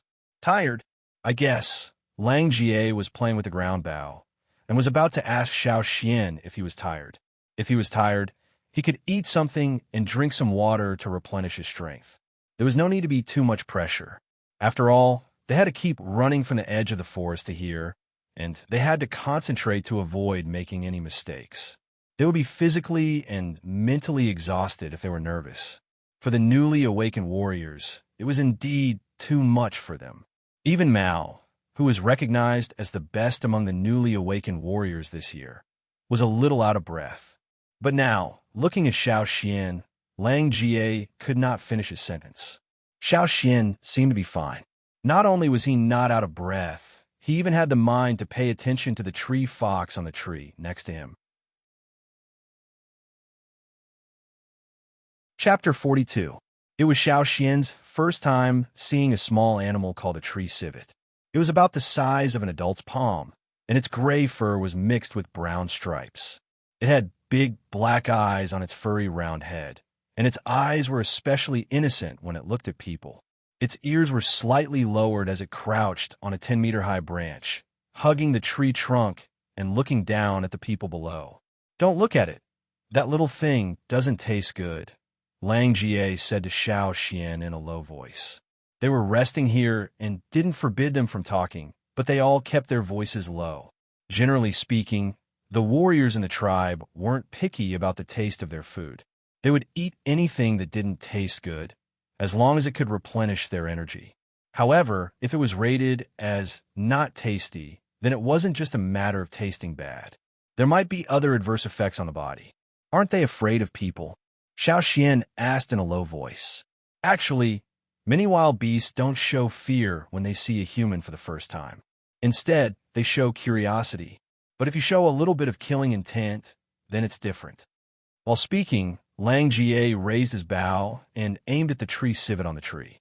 The tree civet, which looked especially innocent and harmless, suddenly had a murderous look in its eyes. Its mouth, which hadn't been open before, was now wide open. Xiao Xian could see the sharp teeth in its mouth. Lang Jie didn't shoot at the tree civet, but lowered his hand, no longer aiming at it. It doesn't taste good with less meat, and its cry is also unpleasant, Lang Jie said, and went back to loading his ground bow, checking if there was any damage. After Lang Jie left, the tree civet on the tree returned to its original appearance. A finger-long flying insect flew over and flapped its wings. The surface of its body was covered in a layer of fine scales that reflected the sunlight and flickered. One moment it would appear in one place, and the next moment it would appear in another place. They flew extremely fast in the air and could change positions in an instant. Whoosh! The tree civet waved its arms, as if it had already predicted where the flying insect would fly next. It stretched out its claws and clawed at the insect. In the blink of an eye, the flying insect was trapped between the tree fox's claws. Xiao Xian watched as the tree civet twisted the flying insect and broke its wings. Then, like a deep-fried dough stick, it ate the flying insect in one bite. As it chewed, it stared at Xiao Xian, who was under the tree. When only the tail was left, the tree fox stopped gnawing. It looked at the remains on its claws, and then looked at Xiao Xian, who was under the tree. Then, it threw the tail toward Xiao Xian. Xiao Xian sensed the insect carcass being thrown at him at high speed. He moved half a step and dodged it just in time. What the hell? The tree civet on the tree began to bark. Xiao Xian thought that the tree civet was dissatisfied because he avoided it, but he caught a glimpse of Ong moving not far away. He then looked at the tree civet on the tree and saw that it had already run away, as if it was avoiding something. Ong ran in the opposite direction of the tree civet and climbed up a tree nimbly. On his back, he carried 5 short spears, which were half the length of the ones he usually used. They could be used as javelins. The rest of the hunting group quieted down and slowed down their breathing. If they hadn't seen it with their own eyes, it would have been hard to imagine that there were so many people here. Ong seemed to have seen something. He quickly and quietly pulled out a short spear and was about to throw it. But before he threw it out, he stopped and made a gesture to Mai. Mai thought for a while and waved his hand to ask Ong to come back. Ong looked regretful and went back to the hunting group after climbing down the tree. At the same time, the hunting group hid behind the protruding stones and trees. Xiao Xian followed suit. After 2 breaths, Xiao Xian saw something that looked like a fox jumping out of the bushes. It looked around and then ran away in one direction. Lang Jie signaled Xiao Xian to continue to wait. After a while, Xiao Xian heard a rustling sound. It was the sound of a creature moving and rubbing against the branches. A creature about 7 meters tall slowly appeared. It had brown fur for thick limbs and a thick and powerful tail behind it. It looked a little fierce, but looking at its slow and heavy body, it looked a little lazy. It sniffed with its nose and walked to a few trees. It stood on its hind legs, with its strong tail behind its back, forming a tripod with its feet. After standing up, it exposed its front claws, which were like sickles, and hooked the trees in front of it. It easily cut off branches and leaves from the trees, as if it was cutting wheat. It was an animal that ate leaves as its main food. But judging from Mai's behavior, Xiao Xian also knew that this big guy was not easy to deal with. Thinking back to the hunting stories he had heard before, this big guy in front of him should be a giant clawed beast. In Xiao Xian's eyes, this giant clawed beast was already very big, but in fact, this one was not yet an adult. An adult giant clawed beast was even bigger. Moreover, giant clawed beasts only looked heavy and lazy, but when they were threatened, they reacted quickly. Their huge claws could easily uproot trees. In fact, giant clawed beasts were also on the hunting list of the hunting team, but Mai did not send anyone to hunt them now. The trees were not big, and the giant clawed beast quickly ate up most of the leaves on the trees. It lost interest in the rest of the leaves and continued to lazily walk on the ground. It moved its heavy body and left. After it left, Mai and the others continued to climb up the mountain. On the way up the mountain, Lang Jie checked a few traps he had set before. There were a few poor guys who had fallen into the traps not long ago and were still alive. They had been dragged out and killed by the warriors of the hunting group. The trap wasn't big, so it only caught small prey. Lang Jie taught Xiao Xian his experience while fixing the devices in the traps. Pointing at the warriors who were dealing with the prey, Lang Jie said to Xiao Xian, "After you catch the prey, you have to check whether they are sick or not. Like the one we caught just now, its eyes had changed color and its body was bald. When the meat was cut open, the blood had a strange smell. Even if that prey is still alive, it won't live long. If we eat it, we will end up the same as it." The warriors who were in charge of dealing with the prey had neatly skinned it, cut out its internal organs, and packed them into pieces. They even smeared some grass juice on the bags, probably to cover the smell. Mai led the hunting team to climb up the mountain, so they did not hunt many large beasts. The environment at the top of the mountain was not as mild as below. The snowy peak was shining under Yang Wang's gaze, and they could clearly see the large basin on the other side of the mountain.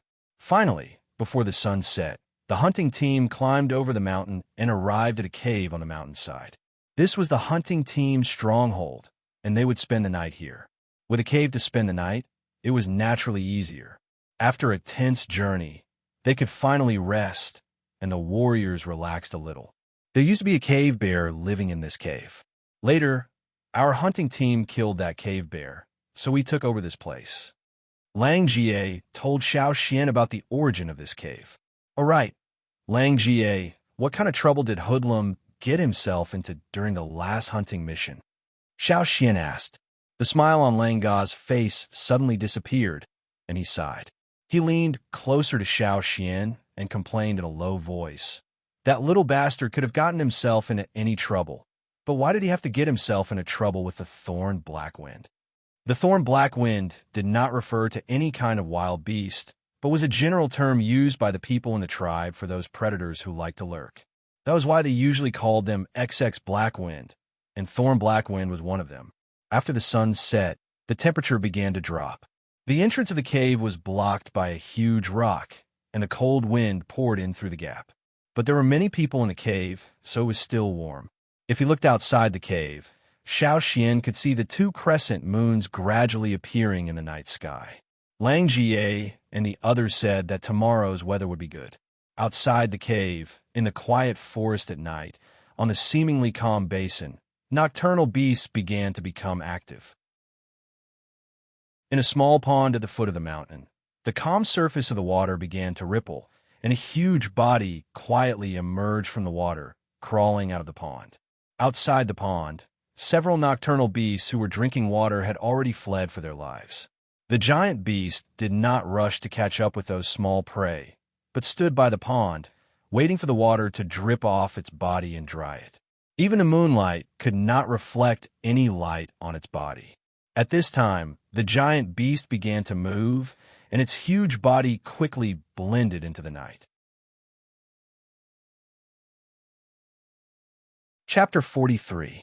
At dawn, after a night's rest, the people in the cave had recovered their energy and were counting the equipment they were going to bring out later. They brought a lot of stone tools from the tribe. There were some spare stone tools in the cave, but they couldn't be fully equipped when hunting, so they only needed to bring some. Xiao Xian brought a long spear and 3 short spears on his back. He also brought the stone knife that Oldka gave him. Compared to the others, Xiao Xian didn't bring much. It was his first time participating in a hunt, so the first thing he needed to do was to adapt and observe. After eating something, Mai pushed away the boulder that blocked the entrance of the cave. The sun hadn't completely risen yet, and the wind outside blew into the cave with cool moisture, refreshing everyone. The place where the cave was located was relatively remote. Not far ahead was a steep slope. If they rolled down from here, they would probably roll directly to the foot of the mountain. There weren't any trees around, nor were there any animals. Walking out of the cave, Xiao Xian could see the mountain peak surrounded by clouds in the distance, as well as the basin at the foot of the mountain. Ignoring the threatening, ferocious beasts hiding in the basin, this forest was still very beautiful. Before hunting, you need to understand the prey's living patterns. Small prey, like rabbits, usually don't come out during the day. Most of them come out at night to look for food. Lang Jie said to Xiao Xian as they went down the mountain. He pointed out to Xiao Xian several gnawing marks on the grass and leaves, which were left by the rabbits and other animals that were active at night. Wild goats usually don't live near this mountain. They're only found in the mountains over there, but sometimes you can see them here. In winter, they usually come out during the day to look for food. In summer, they come out more in the morning and at night, and hide in the valley to rest during the day. I'll show you when we cross the basin in a few days. There are also some small prey that like to move around the edge of the forest. During the day, they usually hide in the bushes and under the trees on the mountainside. They only come out to look for food in the morning and at dusk. Xiao Xian listened carefully to Lang Ga's words and memorized them in his mind. This was the knowledge that he had to know to survive in this place. Only by understanding the living habits of the prey could they be targeted and increase their efficiency. In addition, when looking for prey, you can first carefully check the traces, such as fresh scratches on the trees, clear footprints on the ground, and so on, which means that prey has been here recently. Generally speaking, as long as you don't wantonly destroy the surrounding forest environment, the beasts may still follow the same old path. Once they feel that the prey has seen you, you can hold your breath and not move. Just like the previous tree civet, it is likely that it is also the first time they have seen a human, and their curiosity will be greater than their fear. By the way, for warriors like you who have just awakened, you don't have enough power yet. Try to avoid those large beasts, especially ferocious beasts. Otherwise, you will become their prey. As he spoke, Lang Jie paused. He carefully looked at the marks on the ground, and then at the grass beside him. A wild boar came here. Lang Jie went over to Mai and discussed with him. There's a small wild boar nearby. Since we haven't entered the central hunting area yet, I'll bring Xian and the rest over there for some exercise. Okay. After Mai finished talking with Lang Jie, he said something to Xiao, who was next to him. Xiao and I were husband and wife. When Xiao Xian heard Xiao's name for the first time, he joked with Lang Jie that they were destined to be husband and wife. Unfortunately, Lang Jie didn't understand Xiao Xian's words at all. In this team, there were only 7 female warriors, and Xiao was the most powerful one among them. Xiao Mai and his wife were both intermediate totem warriors. In the past, when they went hunting, they would each take 10 people to hunt separately, and then they would meet up again after the hunt. According to the action plan discussed with Mai Zhao, Xiao left with a team to track the giant horned deer. Mai continued to lead the rest of the team along the original route. Lang Jie, you and I'll go to find that wild boar. I'll go over there with the others. Don't go too far. Got it. Lang Jie had set traps in many places on the mountain, including rope traps, falling stone traps, and sharp knife traps. Lang Jie pointed them out to Xiao Xian one by one, so that he wouldn't fall into them. Soon, Lang Jie found the wild boar's trace. He asked Xiao Xian and Mao to wait here, and he went to drive the wild boar over. Xiao Xian stood on a tree, carefully observing the surroundings. Although Mai and Lang Jie said that there were no large beasts around, he still had to be careful of some insects and snakes. The sound of the wild boar came from not far away, and it was approaching. Obviously, Lang Ga's driving worked, and the wild boar didn't run to other directions. Listening carefully, Xiao Xian held the long spear in his left hand and took out a short spear from his back with his right hand. You can see how I do it later. For those prey, you can first trip them, and then kill them with a long spear. Mao, who was standing on another tree, said with a little arrogance. Without the others, this guy didn't pretend anymore and acted like an experienced person. Xiao Xian glanced at him and continued to listen to the sound that was getting closer and closer. Lang Jie and Mai both said that it was a small wild boar, but from the sound, Xiao Xian didn't feel that it was small at all. The wild boar that rushed out of the bush was at least 400 pounds. At first glance, it looked like a bear. But obviously, such a size could only get the word small from Lang Jie and the others. The wild boar rushed very fast. The wild boar seemed to realize that there was an ambush here, so it turned around. Xiao Xian quickly chased after it, and Mao, who was on another tree, ran in front of Xiao Xian. Whoosh! A short spear shot towards the wild boar like an arrow leaving the bow. Whoosh! The spear head went straight into the ground, and the body of the spear passed by the wild boar. The wild boar's reaction was really fast, but after the first spear was shot, the second spear also arrived. Suddenly, there was an ear-piercing squeal in the forest. The second spear was stuck in its neck, and half of the spear head went in. The wild boar screamed and rushed to a big tree with the spear in its body. When it got close to the tree, it rubbed the spear off its neck with the help of the tree trunk. There was only a little blood on the tip of the spear that was rubbed off. Obviously, Mao's throw just now did not cause much damage to the wild boar. Mao was annoyed that he did not get the spear after throwing twice in a row.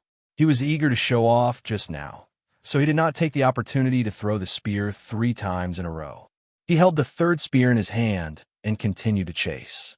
He did not find any movement from Xiao Xian behind him and thought, even if I missed, I will not miss next time. The guy behind me is not as good as me. For many people who were hunting for the first time, even if they had heard the hunting stories and had a solid foundation in theory, they would find that they did not have time to think when they really went into battle.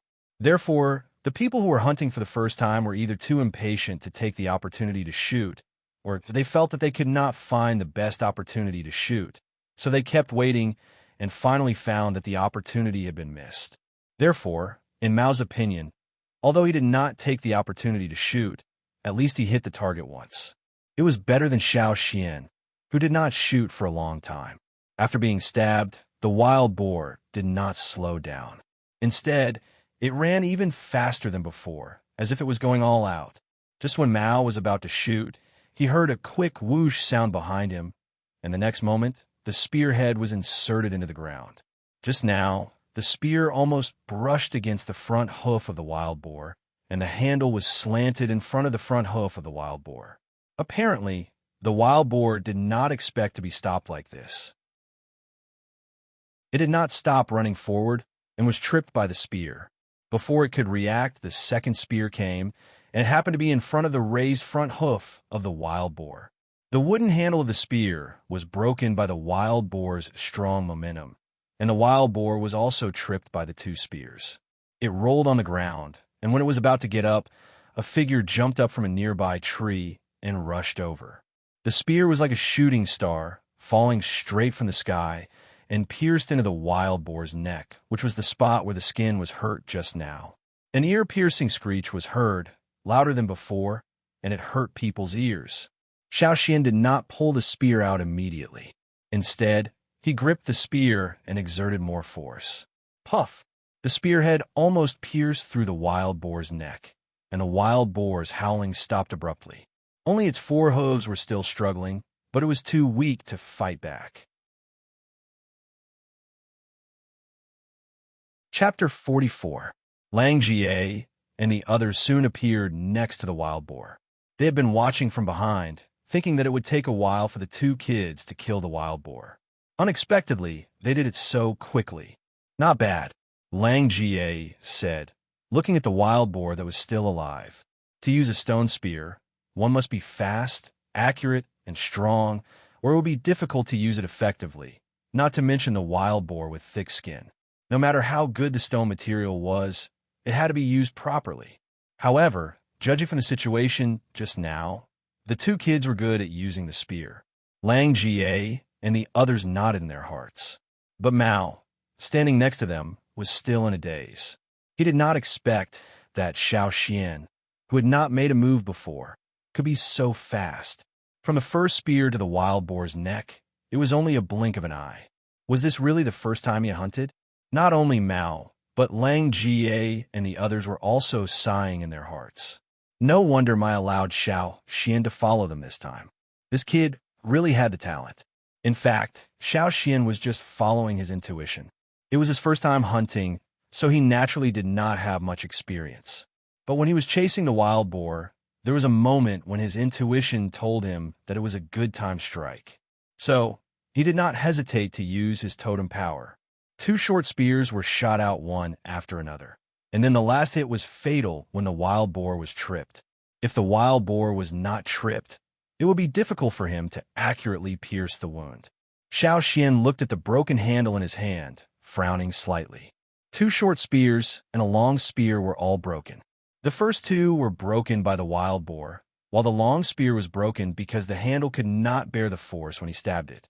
It seemed that besides the stone material of the spearhead, he also had to pay attention to the wood. Don't worry, there's plenty of good wood in the forest. We can cut some back and make them in the cave. Lang Jie comforted him. Indeed, in the tribe, there was not much good wood in the surrounding mountains. Stones were okay, but wood was not so satisfactory. Therefore, every time the hunting team went out, they would bring more spearheads, and the wood for the handles would be found in the forest. For larger beasts, Lang Jie and the others would first bleed them and put the blood into a bottle made from plant fruits such as a gourd. The blood could be eaten, and the meat that had been bled was easier to store. At this time, Lang Jie did not forget to impart his experience to Xiao Xian. The life of a wild boar is actually very fixed. Most of the time, it will rest in the grass near the water. Its daily foraging route also rarely changes. It will only look for a new place when it runs out of food or when it is threatened. When the temperature in the mountains drops, they will move to the valley that faces the sun and avoids the wind. He planned to skin the wild boar and dig out its internal organs before its body temperature dropped. However, before he could do anything, he heard a few whistles. It was a signal from the microphone, indicating that Lang Jie and the others should hurry over. There was a big prey over there. Lang Jie and the others had no time to skin the wild boar. Their expressions changed, and they packed up their things and rushed to the place where the whistles came from. Don't worry about that wild boar. Hurry up and follow us, Lang Jie said. Xiao Xian did not waste any time. He did not look at the prey on the ground again, and followed Lang Jie and the others. There were different levels of prey. Different prey contained different amounts of energy in the meat. Compared to the same size of meat, the higher level prey could fill your stomach and even make you feel bloated. However, the lower level prey would not only not fill your stomach, but would also feel hungry after a while of exercise. This was also the reason why many warriors preferred the higher level prey in the forest, especially the ferocious beasts, rather than the common wild beasts. There must be a reason why people in the tribe called them ferocious beasts. For example, the black wind that Lang Jie mentioned last night belonged to the category of ferocious beasts. However, the people in the tribe did not dare to provoke and kill the black wind because it was too difficult. The thumping sound was getting closer and closer. It sounded like a large creature was stepping on the ground. The ground was shaking, and there was also the sound of breaking wood. Many small wild beasts around were running away, trying to avoid this dangerous place. You two stay away. Lang Jie stopped Xiao Xian and Mao from getting closer, and the others quickly went over there. When he saw the creature, Xiao Xian took a deep breath. He finally knew why Mai and Lang Jie said that the wild boar was small. Compared to the giant creature in front of them, the wild boar was like a toy car, while the one in front of them was like a fierce armored vehicle. Four-fanged wild boar. It's a four-fanged wild boar. Mao, who was standing next to him, was both surprised and excited. After all, it was not easy to come across such prey when hunting outside. He did not expect to see one on his second hunting trip. How could he not be excited? Generally, male wild boars had a pair of exposed fangs, but the giant boar in front of them, which was more than 10 meters tall, had 4 pairs of fangs. In addition to the big fangs that came out of its mouth like other wild boars, there were 3 pairs on its face. The top pair was on the forehead and was shorter than the other 3 pairs. The 4 pairs of fangs all rolled in the same direction, almost forming a shield that could easily break the trees in front of it. Xiao Xian even wondered if the boar's vision would be affected by its many fangs. According to the classification of wild boars in the tribe, A boar with 3 pairs of fangs was already a ferocious beast, not to mention this one with 4 pairs. The 4-fanged wild boar was so agitated and angry that the mane on its neck stood up like steel needles. When Xiao Xian saw the 4-fanged wild boar, there were already a few spears stuck in its body. These spears were obviously not pierced so deeply in one go. Instead, it was because the spears were pushed in again and again. There were also several broken spears. The spearheads or handles were broken during the process, leaving only a section or spearhead on top. Many figures were moving around the wild boar. Mai dodged a thick tree trunk that was lifted by the wild boar. His figure flashed, and the strength in his body reached the peak in an instant.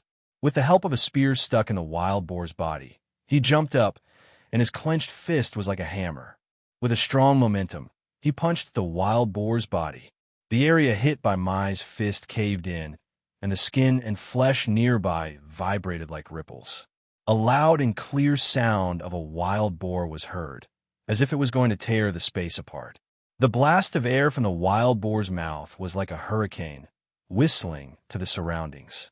The nearby branches were all blown away by the blast of air, and countless leaves and broken branches were forcibly blown off from the trees, flying far away. Xiao Xian, who was standing not far away, naturally felt such a strong whistling skill. It was so King smelly. After being punched again and again, the 4-fanged wild boar was really anxious. Some of the protruding stones along the way were smashed into pieces by its hard big hooves. All the obstacles in front of it were smashed, and the wild boar ran even faster, as if it was going to smash God and Buddha.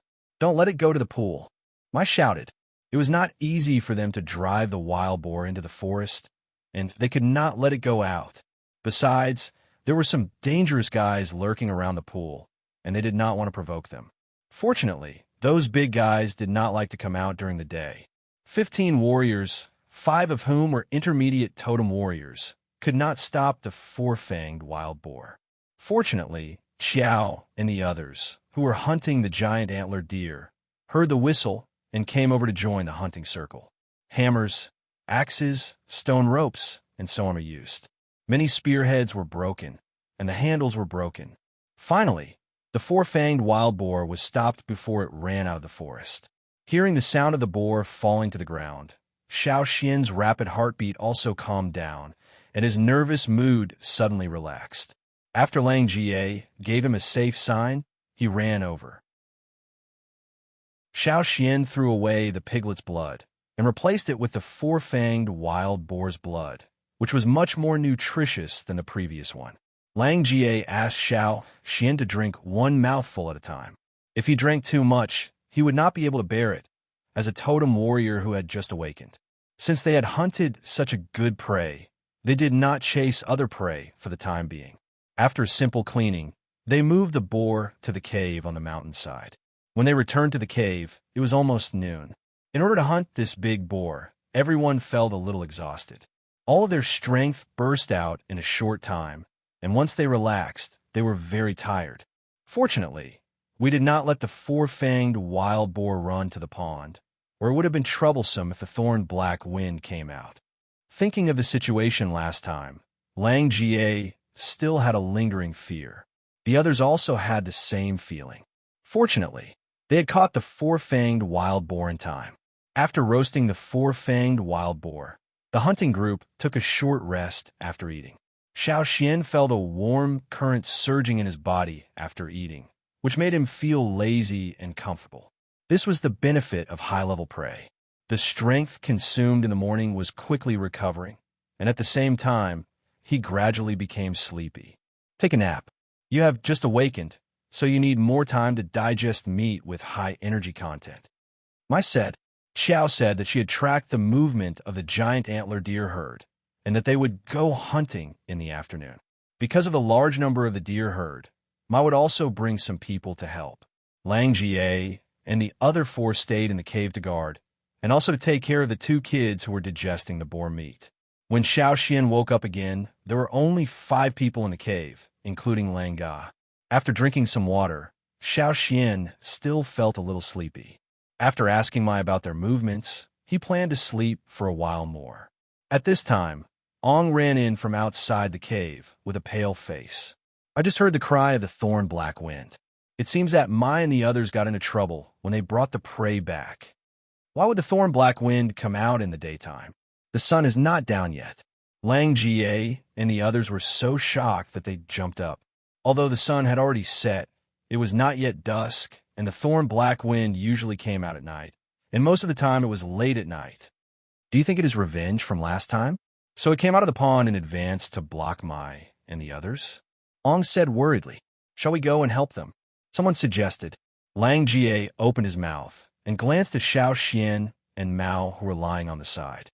"It's okay. You go ahead. It is safe in the cave," Xiao Xian said. It was not suitable for him to join them in his current state. If he went, he would be a burden. "You go ahead."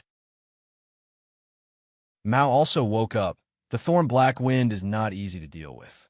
Although Mao did not go with Mai and the others last time, he heard from others that it took almost all the strength of the whole team to get rid of the tough big guy. It was not easy. "Okay, Xian, you two stay in the cave and don't go out." Lang Jie and the other four left the cave, and the boulder at the entrance was moved back to block the entrance. There was another vent in the cave, so they would not be suffocated. As long as Xiao Xian and the others did not come out, it was indeed safer to stay in the cave. Chapter 45. After Lang Jie and the others left, Mao paced back and forth in the cave anxiously. He still didn't know what to do. He scratched his head impatiently and looked around, trying to find something to distract himself. When he turned his head, he saw Xiao Xian sitting on a straw mat with his legs crossed and staring blankly. "Hey!" Mao shouted towards that direction. "Why aren't you worried?" Mao didn't have a good impression of Xiao Xian, but now was not the time to care about personal grudges. What's more, there were only 2 kids in the cave. If he didn't find someone to talk to, he would be worried. He always felt that it would be better to find something to do and talk to someone. Xiao Xian raised his head and glanced at him. "So what if I'm worried? If we go out like this, we'll become targets before we even get close. Do you think we'll drag them down?" "I didn't say I wanted to go out." Mao roared angrily. Although he didn't want to go out and take a look, he still felt uncomfortable when Xiao Xian said it so bluntly. "If you can't go out, what else do you want?" While speaking, Xiao Xian pointed at the big pieces of meat that Lang Jie and the others hadn't had time to roast and said, "Instead of doing nothing here, why don't you roast them?" "No." Seeing Xiao Xian's attitude, Mao was furious. He felt that Xiao Xian was completely heartless. Why did Mai and the others treat Xiao Xian so well? Xiao Xian ignored Mao. In fact, he was not as calm as he looked. He always felt that something was going to happen, but there was nothing he could do now. He felt frustrated. Beside him was a small bow that Lang Jie had just finished making. It was tightly wrapped with vines, and the string was soaked in beast blood and some kind of grass juice. It was very tough and did not have the smell of beast blood. Instead, it had the smell of the woods and the forest. If it was hidden in the bushes or trees, it would be very difficult to find. Although this kind of bough was not very lethal to the wild beasts in this forest, it played a very good role in driving the wild beasts away. Previously, Lang Jie had used this bough and set to drive the wild boars towards Xiao Xian and the others. It was a pity that such a bough was too small, and there were not enough materials to make a bow that could withstand the peak strength of a totem warrior. Ground bows, traps, and other things were not very effective against the large beasts in this forest. Most of the time, they still had to rely on manpower. Xiao Xian sighed almost imperceptibly. He wondered how Mai and the others were doing. Hopefully, there wouldn't be any casualties this time. Hunting was always filled with danger. One moment, it was calm and tranquil, and the next moment it might be like standing on the edge of a cliff. The slightest carelessness could cause one to fall into the abyss without leaving behind a corpse. Compared to that, the tribe was really comfortable. No wonder old Ku said that they must go into the forest to have a look. If they stayed in the tribe, they would never feel such pressure. Here, they could only try their best to survive under the pressure of the cruel law of nature. If I don't eat you, you will eat me. In this place, there were more ferocious beasts than humans. It was extremely difficult to rely on one's own strength to get food and survive in this dangerous forest. Of course, the warriors in the tribe had their own special source of power, but no warrior was strong enough to go hunting alone in the deep forest. Only by working together and relying on the strength of the group could one survive. Just like the four-fanged wild boar that they had encountered before, and the thorned black wind that Mai and the others were fighting hard against. There was still a long way to go from a rookie to a hunter. He stopped thinking about it, because it was useless to think too much. Xiao Xian cut off a small piece of meat from the large piece of bloody meat on the side, poked a small hole with a stone spear, and pierced the meat with a half-meter-long stick. Then, he took it to the fire and roasted it for a while. When a layer of burnt skin formed on the surface of the meat, Xiao Xian moved the stick to a position slightly further away from the fire to prevent the oil from flowing out. Xiao Xian continued to roast it. Mao, who was anxious and didn't know what to do, turned around twice and looked at Xiao Xian again. He asked in a bad tone, "What are you doing? Roasting it for yourself?" If it was roasted by the hunting team, they would not only roast such a small piece. But Xiao Xian only roasted such a small piece. Obviously, he roasted it for himself. Yes, Xiao Xian answered weakly. He was really hungry, and the energy he gained from eating the meat was gone again. Now that he couldn't do anything else, he might as well fill his stomach first. Only when he was full would he have the energy to do other things. Mao's face twitched. He was still a little full. The four-fang boar meat he had eaten before was about the same size as Xiao Xian. Ma had calculated it before he cut it for them. Too much meat would cause indigestion. If he didn't move after eating, he wouldn't be hungry for the whole day. But now Xiao Xian was roasting meat again. "Eat until you die," Mao said angrily. Xiao Xian didn't care. He was really getting hungrier and hungrier. He didn't move much. When the meat was roasted, Mai and the others still hadn't come back. Xiao Xian felt the warm feeling after eating the meat again. He was sleepy.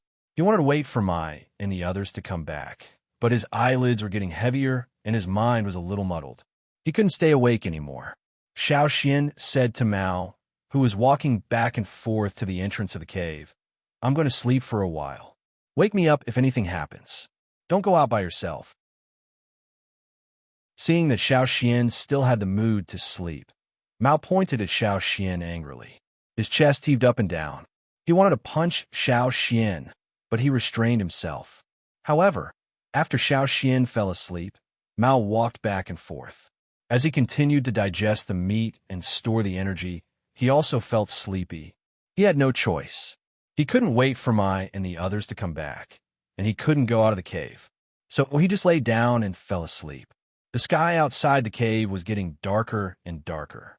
The sun was about to set, leaving only a little halo on the edge of the mountain in the distance. The halo was getting smaller and smaller.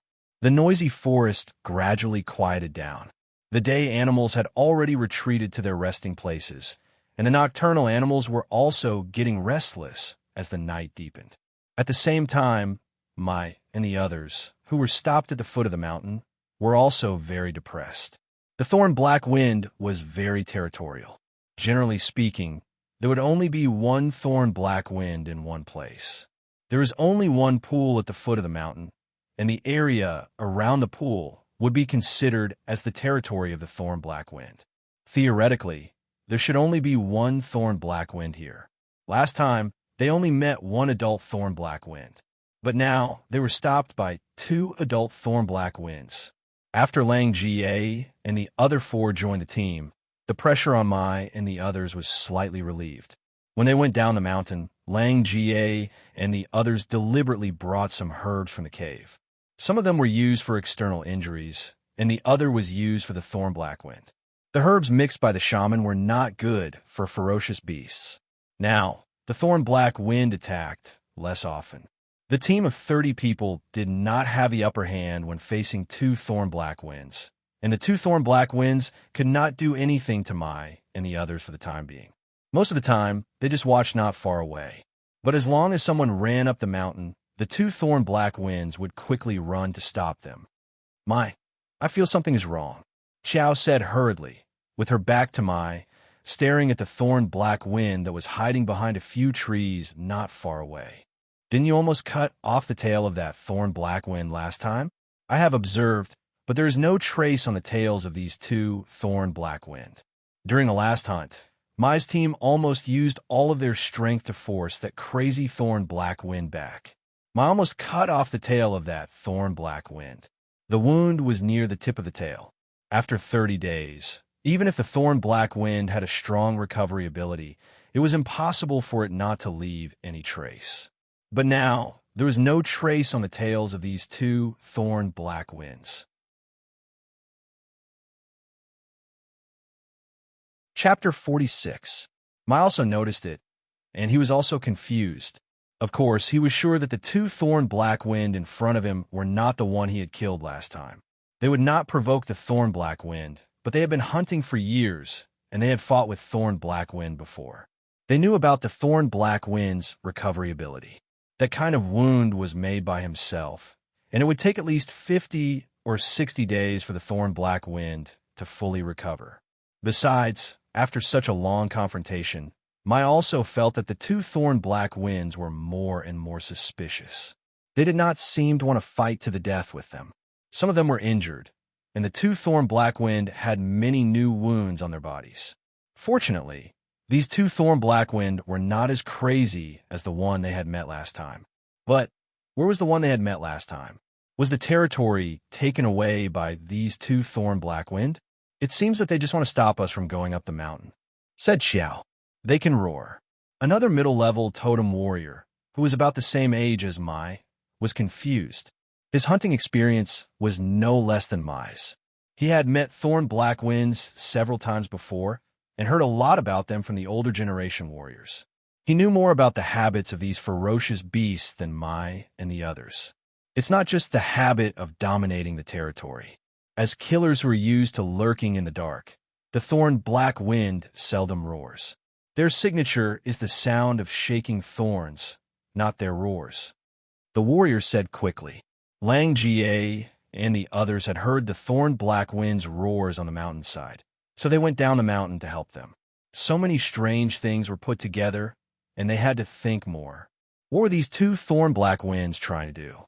In the twilight, the fast-moving shadows were a little blurry, and the shaking sound of the thorn-black wind came from the bushes from time to time. When the thorn-black wind was excited, the thorns on its body would shake, making a dense, shaking sound. The sound was not loud, but because it was so dense, it was not hard to hear. In the dark night, the sound was like a death knell, and all the other animals around had already run away. Hearing the sound, everyone's hearts became heavier, and their backs were soaked with cold sweat. We can't wait any longer. We have to get rid of these two, Mai said in a deep voice. The sky was not completely dark yet, so they could still see some of the surrounding scenery. However, as night fell, the dark environment would be extremely unfavorable to them. If they didn't chase the two thorn-black winds away and directly ran up the mountain, the two thorn-black winds might chase after them. They couldn't let the two thorn-black winds chase them all the way to their cave. Although the thorn-black winds didn't like the environment on the mountain, it didn't mean that they wouldn't chase after them. Besides, there were two kids in the cave on the mountainside. Go! After a short rest, Mai ordered the whole team to fight the two deer with all their might. Xiao Xian was dreaming again. After such a long time, he entered that dream again. However, this time, there was no night swallow or snowflakes in the dream. It was dark in the dream, but he could clearly feel a strong chill, as if something was hiding in the darkness. At the same time, there were some dense, rattling sounds in the darkness, as if something was shaking. Xiao Xian suddenly opened his eyes and sat up. He touched his forehead, which was covered with cold sweat. Feeling the chill on his back, Xiao Xian shivered and moved closer to the bonfire. Looking at the burning situation of the wood in the bonfire, Xiao Xian guessed that it had been a while since Lang Jie and the others left. It should be dark now. Why hadn't they come back yet? What had happened? Was anyone hurt? Thinking of a dream, Xiao Xian took a deep breath and tried to calm down. The chill in the dream was much stronger than the night swallow last year. Xiao Xian still felt his heart was beating fast when he woke up. He didn't know whether it was because of the fear or something else. Xiao Xian looked to his side and found that Mao was leaning against the cave wall, sleeping soundly. Xiao Xian had made a lot of noise when he got up. Warriors who went out hunting were usually very alert and would wake up at the slightest noise. However, Mao didn't wake up. Apparently, he was sleeping soundly, which should be the effect of the meat. Well, in this way, he wouldn't be spinning around in the cave like a top. Xiao Xian felt that he had calmed down and his body was getting warmer. He added some wood to the bonfire and got up to walk to the entrance of the cave. With his previous experience, he knew that he wouldn't dream for no reason. He just didn't know what was out there. The boulder blocked the entrance of the cave tightly. It was hard for Xiao Xian to push it away with his own strength. Xiao Xian didn't plan to push the boulder away either. He didn't know how many dangers were out there. It would be safer with the boulder as a shield. The entrance of the cave was more than 50 meters away from where Xiao Xian had been sleeping. Step by step, Xiao Xian walked toward the entrance of the cave. His heart, which had just calmed down, began to beat fast again. The closer he got to the entrance, the stronger the sense of danger became. His hair was shivering all over, as if he was being pressed by a piece of ice. Xiao Xian's steps became slower and slower as he approached the entrance of the cave. Even his breathing became careful, for fear of making too much noise. When he was about 10 meters away from the entrance of the cave, Xiao Xian heard a series of close-knit clatter sounds. It sounded like it was ringing in his ears, but also like an illusion. A few pieces of wood had just been added to the bonfire in the cave. The fire was a little bigger, and the flame was dancing. It shone on people's shadows, and occasionally there was the crackling sound of the wood burning. However, Xiao Xian didn't feel warm at all. Instead, he felt cold. Xiao Xian opened his mouth and took a deep breath silently. After adjusting his mood, Xiao Xian tightened his nerves and stepped back quickly and quietly. Coming to Mao's side, Xiao Xian gave him a push. Although he was in a deep sleep, his subconsciousness was still there. When Xiao Xian gave him a push, Mao quickly opened his eyes and put on a defensive posture. However, when he came to his senses and saw only Xiao Xian in front of him, his face immediately turned pale. When he was about to say something, Xiao Xian quickly covered Mao's mouth and glanced at the entrance of the cave. Mao was not a person who didn't understand the situation. Otherwise, he wouldn't have been allowed to follow the team. Seeing Xiao Xian so nervous, he knew something was wrong at the entrance of the cave. Opening his mouth, Mao, what's going on? Xiao Xian didn't have time to say anything. Looking at the top of the cave, he remembered that there was a secret vent above. He jumped up, stepped on the wall, and climbed to the top to search carefully. The cave wall was not smooth, and there were many protrusions, so it was not difficult to climb up. There were 3 vents. 2 of them were too small, and the last one was a little bigger, but it was blocked by a stone. Xiao Xian tried hard to move the stone away and signaled Mao below to catch it. Mao was a little anxious. He didn't know what was going on outside. Mai and the others hadn't come back yet, and Xiao Xian didn't tell him what was going on. If it were any other time, he would have shouted, but now, after catching the stone, Mao carefully put it down without making any sound. Almost at the same time, he heard a strange sound from the boulder at the entrance of the cave, as if something sharp was scratching on the stone. Mao's face changed. That scratching sound didn't sound like it was made by a human. The boulder at the entrance of the cave was moving. The evening wind blew in through the gap. The flames of the bonfire flickered even more fiercely. Mao saw his elongated shadow on the cave wall, which was distorted by the flickering flames. Mao had never encountered such a situation in his life. No matter how he used to show off in the tribe, or how he bragged about those thrilling hunting stories, he didn't know what kind of feeling it was until he actually encountered it. Except for the 2 of them, who had just awakened, no one else was there. No one would help them, and most of the creatures that got close to them were no match for them.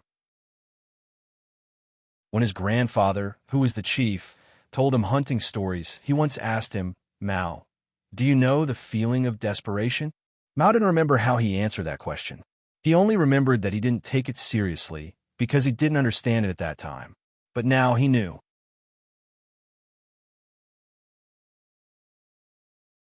Chapter 47. As the boulder at the entrance of the cave continued to move, the clattering sound became faster and clearer. Hearing the sound, Mao had already guessed what kind of creature was moving the boulder outside the cave. Because of that, Mao's face turned pale, and his blood seemed to have frozen. He stood there stiffly, staring at the entrance of the cave. After checking the vent above, Xiao Xian jumped down from above and patted Mao on the back. Mao was so scared that he almost jumped up. With his lips trembling, Mao didn't know what to say. After all, he and Xiao Xian had just awakened their power not long ago. It was impossible for them to defeat the creature outside. The gap between their power was too big. No matter how brave they were, they couldn't deny the fact. Xiao Xian put on his machete and signaled Mao to go up. He had checked just now and didn't see any dangerous creatures outside the vent. Even if there were, they had to go that way. It was better than staying in the cave and being eaten. The boulder at the entrance of the cave was moved farther and farther away.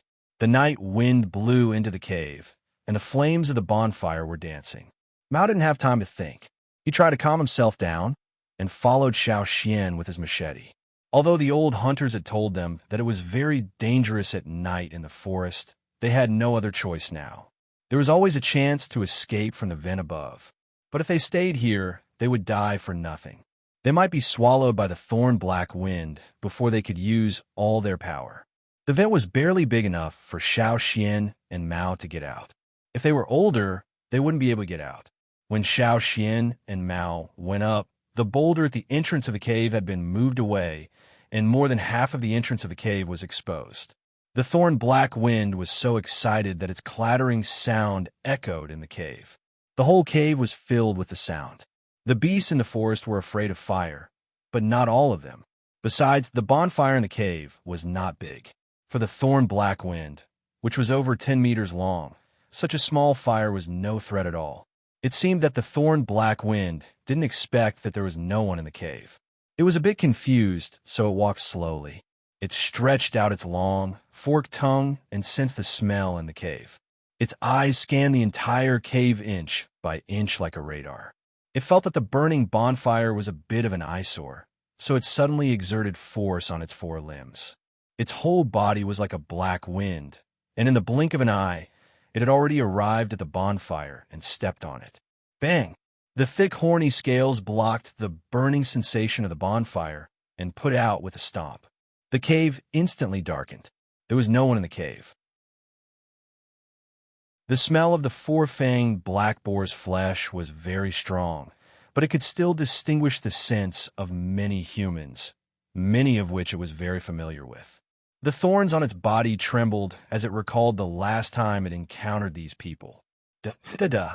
Jinxi's voice was even more hurried than before. Outside the vent, Xiao Xian and Mao stood with their backs against the steep mountain wall. They were now hoping that the thorn-black wind would leave after it finished exploring the cave and didn't find anyone. When Mao and the others came back, they would go back into the cave. Holding his breath, Xiao Xian listened carefully to the sounds in the cave. Except for the occasional slight clattering sound, they didn't know what was going on in the cave. They also heard the sound of the bonfire being stepped on. They tightened their bodies just in case. After waiting for a while, they didn't hear any other sound in the cave. They didn't know whether the thorn-black wind had left the cave or not. The night was getting darker. Although it was not completely dark, the light was dim, and because of the angle, they couldn't see clearly what was going on in the cave. While thinking, Xiao Xian suddenly felt his scalp numb.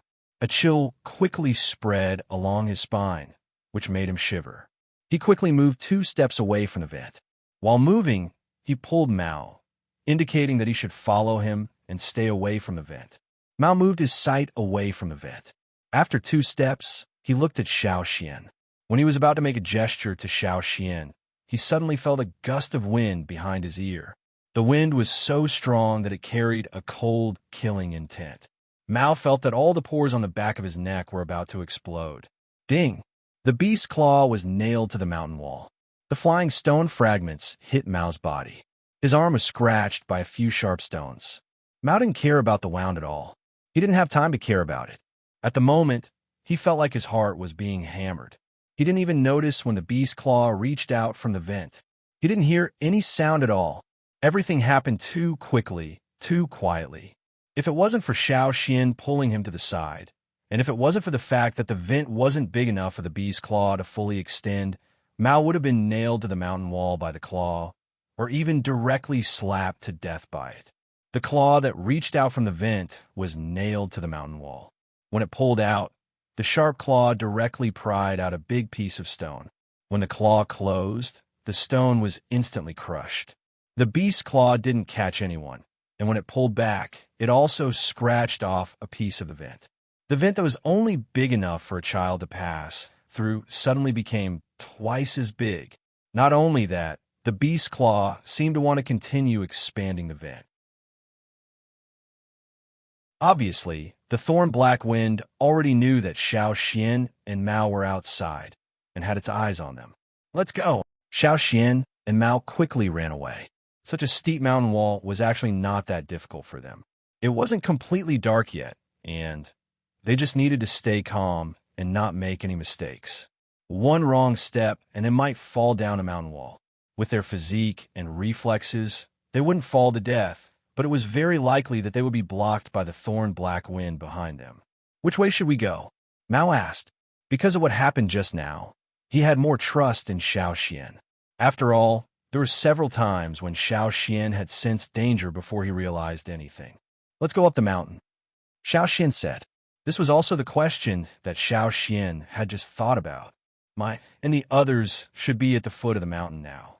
It was a good idea to ask them for help, but if they ran down the mountain, it was still a problem whether they could successfully get rid of the thorn-black wind behind them.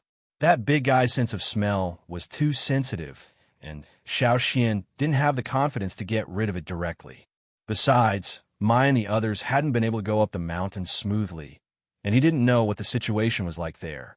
The situation at the foot of the mountain was unclear, so it was obviously not a good idea to go down now. There was another reason, which was just Xiao Xian's guess. While running up the mountain, Xiao Xian asked, "Is the thorn-black wind afraid of the cold?" Xiao Xian's question reminded Mao of something. "I heard that the thorn-black wind seldom goes up the mountain and likes to stay in warm and humid places." While speaking, Mao also understood Xiao Xian's meaning. The temperature would drop a lot as they went up the mountain. The temperature difference between the top and the bottom of the mountain was huge. The place near the top was covered with snow, and the top was covered with ice and snow all year round, so there were not many dangerous creatures living up there. The real danger was the environment, which was very cold. As far as he knew, the thorn-black wind was very persistent about its prey and had a very sensitive sense of smell. Once it set its eyes on something, it wouldn't give up easily. Below was the territory of the thorn-black wind. It was still night when the thorn-black wind was most active. Going down was like sending oneself to the mouth of the thorn-black wind. They would either freeze to death or be eaten. If Mao had to choose, he would rather go up the mountain, where there was at least a chance of survival. It would be better if the thorn-black wind behind them couldn't stand the cold environment and retreated. Behind them came the sound of rocks breaking, which meant that the vent was getting bigger and bigger. Among the sounds of rocks breaking, there was also a rapid shaking sound. The thorn-black wind seemed to be getting more and more agitated. In fact, the thorn-black wind could directly go out from the vent and then catch up with them, but it didn't do that. Maybe it didn't think of that way, or maybe it didn't think that such a narrow vent was a big problem for it, so it didn't bother to take a detour. Or maybe there were other reasons. When Xiao Xian and Mao were running up the mountain, Mai and the others at the bottom of the mountain were also attacking, and the two thorn-black winds were about to retreat. Mai was overjoyed, but soon after, his expression turned ugly. The sound coming from the mountainside was not loud, but it was very quiet now, and with Mai and the others' extraordinary hearing, they could naturally hear the sound of rocks breaking. Mai heard it, and so did the others. Their faces suddenly changed. "Is it from the other side of the cave?" Xiao said in surprise. "Oh no, Xian and the others are still in the cave." Langa's hand holding the stone knife trembled, and the knife almost fell down. "Go up the mountain," Mai shouted. This time, the two thorn-black winds who were about to retreat, didn't stop them from running up the mountain. Without caring about anything else, Mai led the others and rushed to the cave on the mountainside. The sound of rocks breaking didn't last long, and soon it died down, which made Mai and the others even more worried.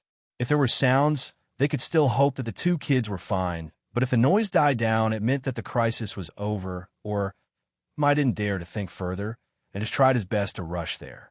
When they finally arrived at the cave, their faces were all pale. With the strength of Xiao Xian and Mao, it was not easy for them to move this huge rock. Even if they wanted to move it, they might not be able to move half of the cave. With their small bodies, they could go in and out freely through a small crack. Of course, it was not the two kids who moved it. Moreover, there were familiar claw marks on the huge rock. Seeing the huge rock that was moved away and the obvious claw marks on it, Lang Ga's legs went soft and he almost knelt on the ground.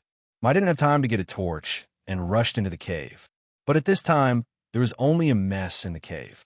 The cold wind that poured in from the hole and the vent made their hearts feel cold. Plus equals plus. Let's go to bed early tonight.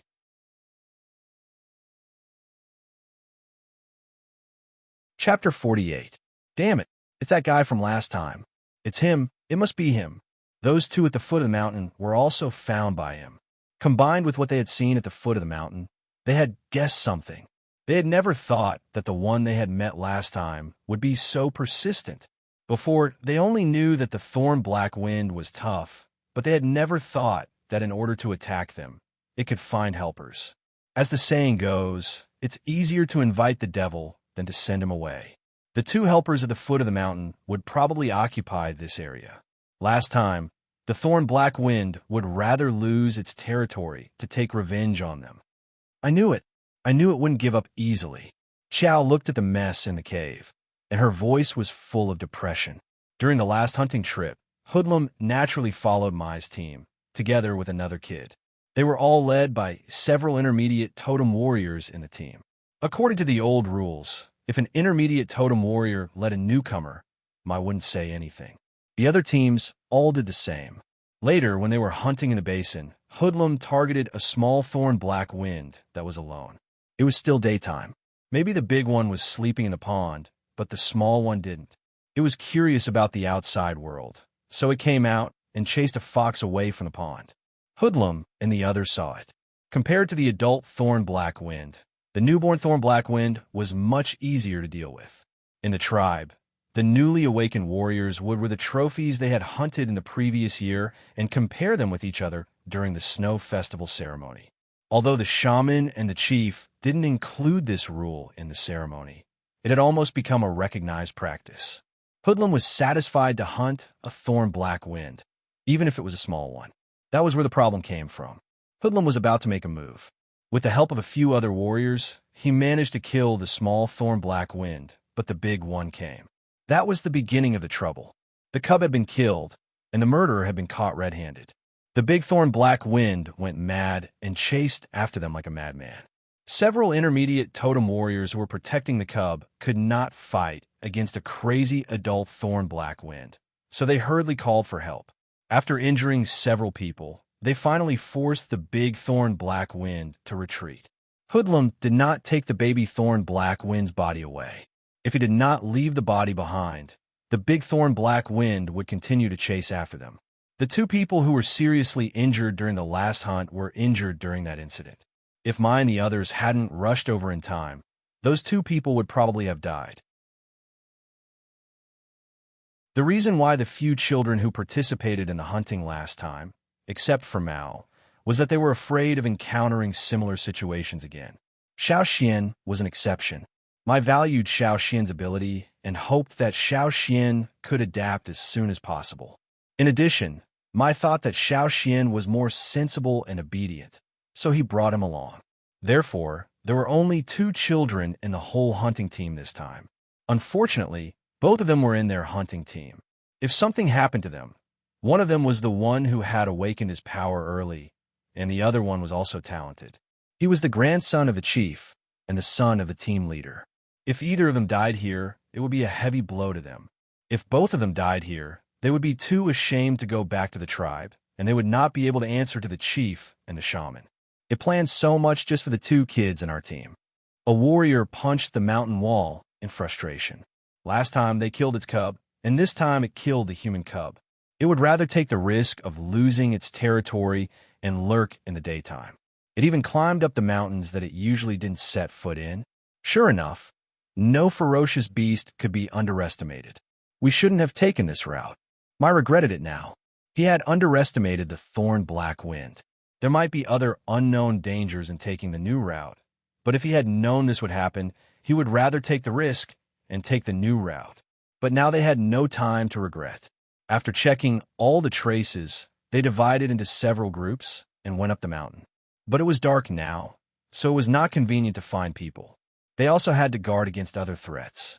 Xiao Xian and Mao almost used all their strength to run for their lives. For Mao, even with the totem power and enhanced vision, he still could not see the mountain path clearly at night. The two crescent moons were completely covered by the clouds in the sky, and it was pitch dark all around. Xiao Xian was in the front, and he let Mao follow him. At least, they could avoid some caverns and places that could easily get tripped. Stepping on footprints was a game that the kids in the tribe started to play when they were very young, especially the kids who lived in the mountains. The adults and their families even took it as an early training activity. It was not too difficult for them to step on the footprints in front of them. Now Mao was running with Xiao Xian, and even stepped directly on Xiao Xian's footprints.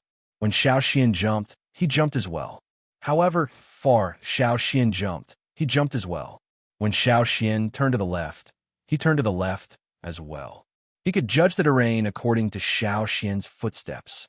This was a game that he had played since he was little, so it was not difficult for him to deal with it.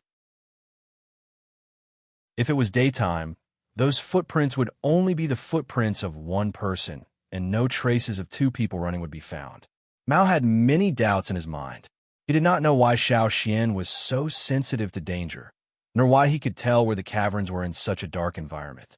The mountain was rugged, and there were many caverns. He could hear the sound of the thorn-black wind stepping on the caverns behind him. It would sound every once in a while, and now it was much more frequent. Mao even suspected that Xiao Xian deliberately chose such places to run, just to trap the big guy behind him. And he had been running with Xiao Xian for so long, and he had not missed a single step. However, now was not the time to think about it. Xiao Xian kept running up the mountain. In his vision, it was not complete darkness, but a picture of different shades of gray. He could see where there were protruding stones and where there were caverns, even if the ground was covered with a layer of snow.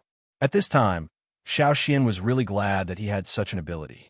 Otherwise, if he stumbled on a cavern, the thorn-black wind would have caught up with him. The snow under his feet was getting deeper and deeper, and it was almost knee-deep. The temperature was getting lower and lower, and snow was falling from the sky.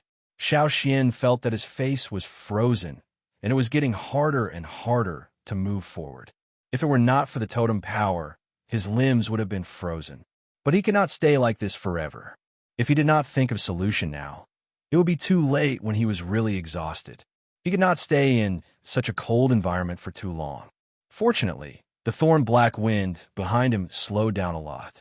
Obviously, it was not used to such a place of ice and snow. Even its famous stealth did not work. If he listened carefully, he could hear the sound of the thorn-black wind's footsteps in the snow behind him. The distance between them was getting wider and wider. Xiao Xian did not run up the mountain anymore, but ran horizontally to other parts of the mountain. He had no choice.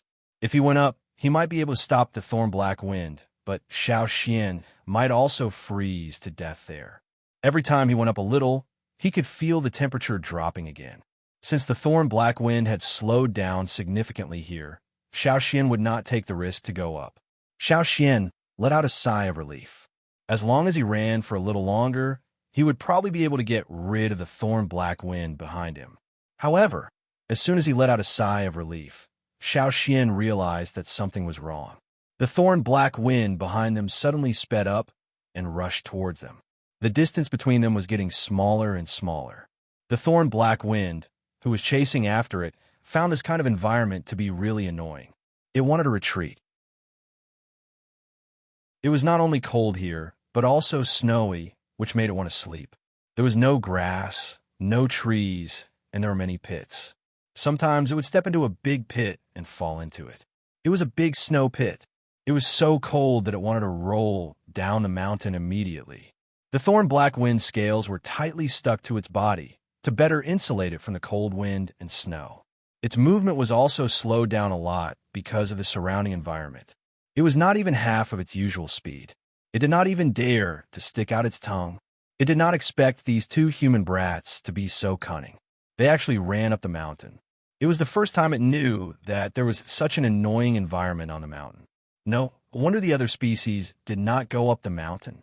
However, it was not willing to give up now. It was already very difficult for it to sense the smell here. If it let the two brats continue to run, it might lose them. No, it could not let them go. It could not do anything to the big ones, but it must bite the two brats to death and then throw them in front of the big ones. Thinking of this, the hatred in its heart became more and more intense.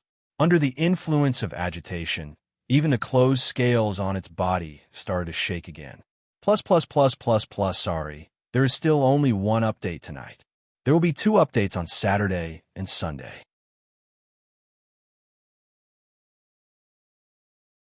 Chapter 49. Xiao Xian could feel that the pursuer was getting closer and closer. Perhaps it had figured out that in such an environment, its usual stealth would not work at all. It was severely restricted, so it decided to give up on the last chase. After all, it would not benefit it at all if it continued to delay like this. The thorn black wind was going all out. It burst out with its greatest power, staring at the 2 figures in front of it, and chased after them without caring about anything else. Every time it took a step, its big claws would pierce through the snow and nail on the frozen ground, making a bang, bang, bang, bang sound. Hearing the approaching footsteps, Mao's heart suddenly tightened, and he almost stepped on a protruding stone.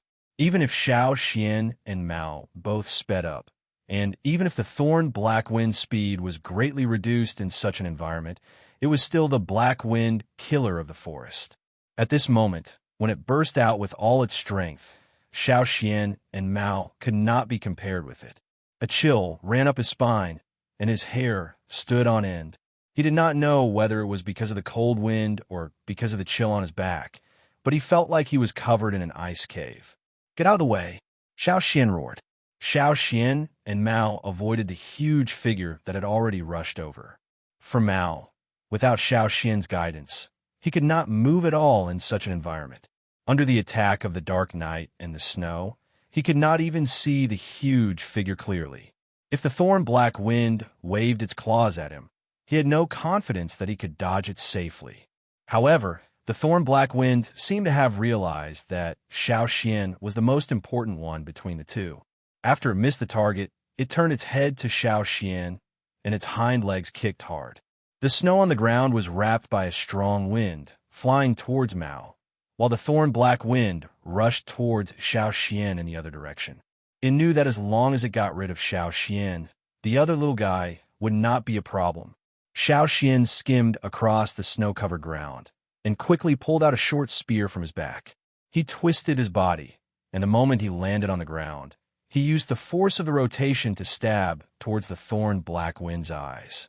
The short spear was thrown out like a bullet towards the thorn black wind's eyes. The thorn black wind's reaction wasn't slow either. Although it didn't dodge the attack completely, it tilted its head and quickly closed its eyes with hard scales. The short spear did not manage to pierce through the thorn black wind's eyes. It only managed to pierce through the corner of the eye, which was blocked by the hard scales. Even so, the sharp stone spear still managed to pierce through the corner of the eye. The eye was more or less affected, and blood started to ooze out of the corner of the eye. With its eyes injured, the thorn black wind was even more furious. It did not expect that this little thing could hurt it so quickly. Xiao Xian could not see the blood at the corner of the thorn black wind's eyes. In his sight, there was a huge skeleton. Just now, he threw the spear at the thorn black wind's eye sockets, but obviously, it did not manage to pierce the eye. Even though he could not see the thorn black wind's eyes, Xiao Xian could still feel the fierceness in its eyes. In order to share the pressure on Xiao Xian's side, Mao also determined the direction of the thorn black wind according to the sound, and threw a spear towards it. Unfortunately, the thick horny layer on the thorn black wind's body and the thorns on its back formed a terrifying protective armor. The stone spear could not pierce through the tough protective layer at all. The relatively weaker parts were only a few parts on its head and a part on its tail. Mai had aimed at the part of the thorn black wind's tail that was not covered by the thick thorns. That layer of protective scales alone might not be able to withstand the attack of a totem warrior. The thorn black wind did not pay any attention to Mao at all. It was now staring at Xiao Xian. Because of its anger, it swung its tail like a hammer hitting the ground, making cracking sounds, as if it was hitting the reinforced concrete floor. Snowflakes and broken stones on the ground flew everywhere. Dodging the beast's paw from above, Xiao Xian pulled out his teeth knife to block the sharp claws coming from the side.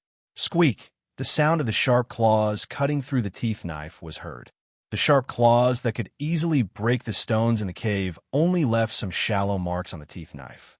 The knife was not a big deal, but Xiao Xian felt that every part of his arm was burning with pain, as if his arm was about to fall apart. Without having time to check the wound on his arm, Xiao Xian's calf muscles expanded and contracted rapidly, and he moved away from the original place to avoid facing the thorn black wind directly. But the thorn black wind was indeed a killer in the forest. It seemed that it had expected Xiao Xian's possible reaction. When Xiao Xian moved away, it whipped its tail at him. Xiao Xian, who had just landed, could not dodge in time. He only had time to hold the knife in front of his chest, in case he was stabbed by the thorns on the thorn black wind's tail. Bang! Xiao Xian was sent flying by this powerful force. After landing on the ground, he still couldn't stop moving backwards. His chest was shaken by the impact. If it wasn't for the fact that the thorn black wind's movement was greatly restricted in this environment, Xiao Xian would have been long gone by the attack. This was the first time that Xiao Xian had encountered such a dangerous situation since he came to this world. Hunting was dangerous, and he had already prepared for it, but he did not expect to encounter such a ferocious beast on his first hunting trip. No matter in terms of physical strength or speed, Xiao Xian and Mao might not be able to compete with the weakened thorn black wind. The choice of survival was either you die or I die. The only short spear he had on him had been thrown out. He had brought 3 with him, but he had used 2 on the way. Now, Xiao Xian only had the teeth knife given to him by Old Ku and the 3 spearheads in the animal skin bag that he had not used yet. Mao did not stop making trouble for the thorn black wind, but the thorn black wind did not take him seriously. When he followed Xiao Xian out of the cave, he brought 7 short spears with him. He had already thrown out 5 of them, and the 6th one almost hit the thorn black wind's eye. This time, the thorn black wind finally looked in that direction. Now was the time. This might be the only chance. At this moment, Xiao Xian's eyes were full of killing intent, and the totem power in his body reached the peak. He suddenly stomped his feet and rushed out. However, Xiao Xian did not rush in a straight line, but changed his direction with the help of the stone spear that was stuck in the ground. The thorn black wind did not expect that Xiao Xian would change his attacking angle. It turned around and stared at the place where Xiao Xian was standing just now. It waved its claws in that direction, but when it realized what happened, it found that the little man had dodged its claws. Maybe Xiao Xian's strength was not as strong as Mai, who was a mid-level totem warrior, but with the help of the teeth knife, he used all his strength to stab the weakest part of the thorn black wind's head. The teeth knife broke the horny layer of the thorn black wind's head and went straight into its head. However, even though he had chosen the weakest spot, and even though he had used all of his strength, the blade still hadn't completely penetrated the thorn black wind's body. Only 1/3 of the blade had gone in. If it had been Mai, of course the blade wouldn't have reached the hilt, and the thorn black wind would have died instantly. Unfortunately, the one holding the knife was Xiao Xian, who had awakened his totem power only a month ago. Even so, the knife still caused a great deal of damage to the thorn black wind.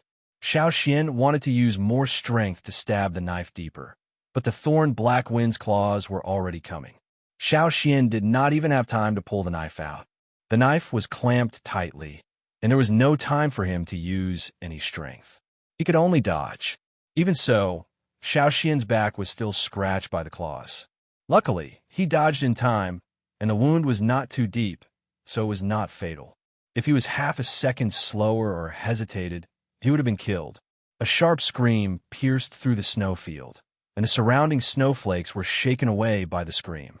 The thorn-black wind, who was stabbed in the head, roared out in pain. It wanted to push the knife away with its claws, but the place where the knife was stabbed was too delicate, and it felt a severe headache when it touched the knife. Its big claws were not flexible anymore, so it could not pull the knife out quickly. Instead, it made itself suffer from the pain that almost made it faint.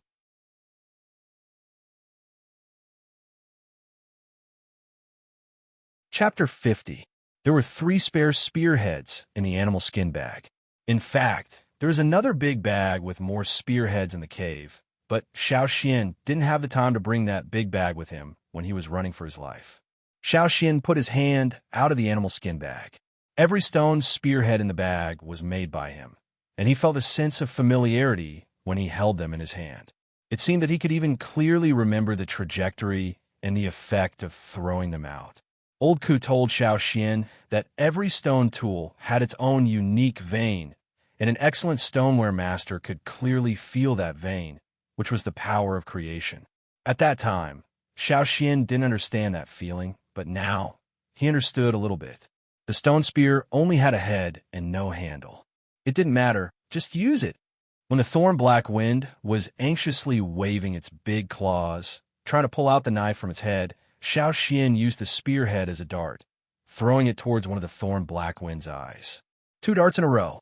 One of the spearhead slightly deviated, piercing the outline of the thorn-black wind's eye, but the other dart went straight into its eye. Roar. Another shrill roar, which was even more violent than the previous one, echoed in the snow, and the whole space seemed to be about to be torn apart. Xiao Xian was thinking about whether he should throw the last spearhead in his hand toward its other eye, when he heard a cracking sound from afar, as if something was cracking. Hearing this, Xiao Xian's heart skipped a beat, but the following roar confirmed his guess. Xiao Xian felt that his head was about to explode, and he couldn't care less about the thorn-black wind. "Follow me." Looking around, Xiao Xian called Mao and ran toward the direction. That place was higher than the place where Xiao Xian and the others were standing. When they ran there, they could clearly feel that the snow under their feet was deeper and the wind was stronger. What the hell happened? Mao was confused. He wanted to ask Thornblack whined a few times, but the Thornblack wind was still some distance away from them. Judging from its voice, it seemed to be in great pain. It must have been severely injured. However, Xiao Xian was obviously in a hurry to escape. However, as the cracking sounds came from afar, and the booming sounds became clearer and clearer, Mao felt more and more uneasy. Xiao Xian felt the blood in his veins boiling. He had been fighting with the thorn-black wind, and now there was an avalanche. He had never relaxed his tense nerves. Using the totem power in his body had exceeded his body's capacity, and he was extremely tired. In fact, the most important thing to do now was to find a place to rest and calm down the increasingly uncontrollable power. However, reality did not give him any time to rest. Because of the thorn-black wind's roar, which made Xiao Xian spit out blood, it also cracked the snow layer somewhere above them. The cracking sounds Xiao Xian heard came from that direction. As the snow layer cracked, huge snowflakes slid down, accumulating more and more. The avalanche swept down like a flood. The thorn-black wind, which was about to pull out the sword on its head, also felt something. Its body froze, and it suddenly felt uneasy. It knew that a strange danger was quickly approaching the mountain. The trembling from the ground had spread from its feet to its whole body. Even though it was the dominant species in the basin, it could not wait to turn around and run away. Regardless of the sword on its head and the wound on its eyes, it could still sense the direction of the 2 little creatures. Should it go down the mountain, or should it continue to chase them? Soon, the thorn-black wind made up its mind. It directly ran towards Xiao Xian and the others. Its intuition told it that if it followed the two little creatures, there should be a way to avoid them. Besides, it had chased them all the way here and was even stabbed by the two little creatures. It was not willing to give up. It would be better if it could bite the two to death. Xiao Xian did not have the time to pay attention to whether the thorn black wind was chasing them or not. He just wanted to hide behind the big rock, which was the only suitable place for him to hide in. The huge snowy body brought along a rumbling sound that caused the ground to tremble as it charged downwards with a ferocious momentum. Mao, who was following closely behind Xiao Xian, felt that his body was getting more and more tired. However, the crisis at the moment forced him to keep going. Xiao Xian had fought with the thorn black wind in the front, so he had consumed more energy. Since Xiao Xian did not slow down, Mao could not slow down either. He gritted his teeth and kept following. The rumbling sound was getting closer and closer, making Mao feel as if the whole mountain was about to collapse. He did not know what it was, but the huge pressure made it difficult for him to breathe. Closer. It was getting closer. Xiao Xian rushed to the big rock, which was connected to the mountain. In Xiao Xian's opinion, it was the most stable place in this area. Hold the rock tight, and keep your mouth shut. Hold your breath later, Xiao Xian said to Mao. The huge snowflakes were getting closer, and so was the thorn black wind behind them. Seeing the thorn black wind chasing them, Xiao Xian wanted to curse, but he could not leave here. If he left, there would be no suitable place to hide. At this time, Xiao Xian kept praying in his heart, hoping that the avalanche would come soon and wash away this troublesome thing. The thorn black wind also sped up and was only dozens of meters away from the rock where Xiao Xian and the others were hiding. The mist like snow had already rolled over, and the big mouth with sharp teeth was also biting towards them. However, the big mouth was one step too late. Take a deep breath, hold the rock tight. Hearing the rumbling sound, Xiao Xian closed his eyes. When the avalanche came, the thorn black wind roared unwillingly, and Xiao Xian even smelled the fishy smell coming from its mouth. Just as the thorn black wind roared, it was drowned out by the rumbling sound of the avalanche.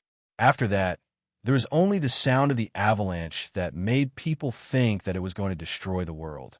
Even hiding behind the big rock, Xiao Xian and Mao were still stuck in the snow for a while.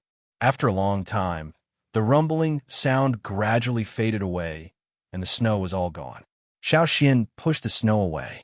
The cold air poured into his lungs, bringing with it a cold, tingling feeling, but Xiao Xian could finally relax his tense nerves. The thorn black wind was nowhere to be seen.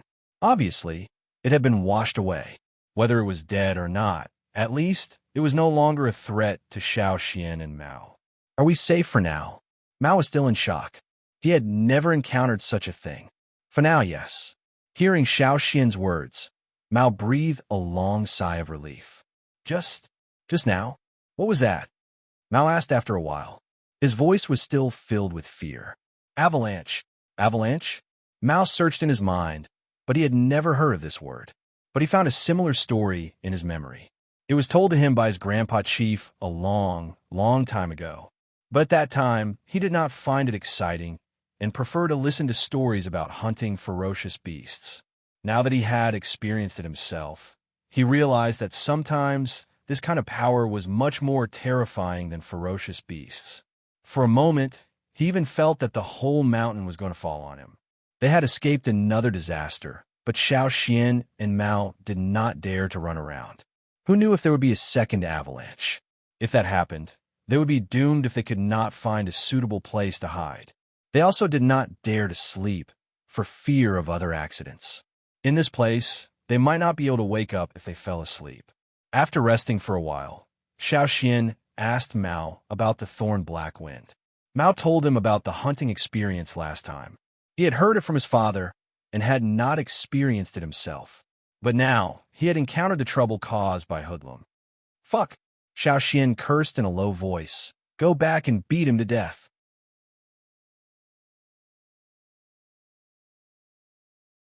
Chapter 51. There was nothing wrong with being cautious.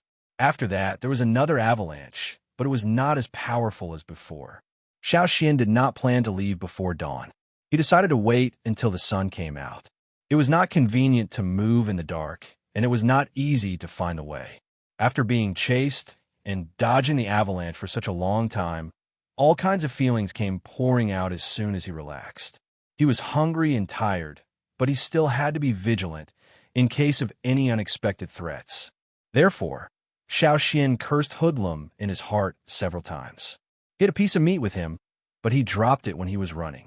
He touched his body in the animal skin bag and found a spearhead and a gourd in it. The gourd was not big, and there was still some pig blood in it. And the others put some grass juice in it to prevent the blood from coagulating. After drinking a mouthful, Xiao Xian handed the gourd to Mao, who was even worse than him. Except for a few short spears and stone knives, he dropped everything else on the way. Even without the meat, a mouthful of the four-fanged wild boar's blood helped him recover some of his strength. Mao looked around and asked Xiao Xian, "Do you think mine and the others will find us?" "I don't know. If they were in other places, such as the valley or the basin or the forest they had passed through before, and the others would probably find them by following the traces. But in this place, since they set foot on the ice and snow area, many traces were buried by the flying snow. Moreover, when they were chased by the thorn-black wind, Xiao Xian ran horizontally along the horizontal line after reaching a certain height and did not continue to go higher. The temperature at night was much lower than during the day. When they climbed over the mountain, it was during the day, and it was freezing, not to mention tonight. It was probably because he had consumed a lot of energy tonight. His body was absorbing the energy from the four-fanged wild boar's blood at a much faster rate. Even after taking 3 sips of the blood, the totemic power in his body never stopped circulating. There was no other way. If he stopped in this place, he would probably be frozen solid. He could only rely on his totemic power. Mao did not know how to talk to Xiao Xian. After all, he did not like Xiao Xian before, and after drinking the four-fanged wild boar's blood, he was a little sleepy. But the tense nerves and the endless cold wind drove away most of his sleepiness. Looking around, it was still pitch black. He could still vaguely see things close to him, but he couldn't see anything further. After hesitating for a while, Mao decided to ask Xiao Xian why he could see clearly in such a dark environment. However, when he turned around, he saw Xiao Xian drinking the pig's blood from the gourd. The 5th mouthful. Usually, Mao only let them drink 1 mouthful at a time, because they could not bear the energy contained in the pig's blood if they drank too much. Even when Mao himself was almost exhausted, he only drank 3 mouthfuls intermittently, and that was almost his limit. If there was too much external energy, and he could not control it, there would be chaos in his body. But now, Xiao Xian did not seem to want to stop. It seemed that there would be a 6th mouthful later. "Is it okay to drink so much?" Mao asked. "It's okay for now." Xiao Xian felt that the energy brought by the pig's blood soon disappeared, and the tiredness that had just eased came back again. He could only drink 1 more mouthful.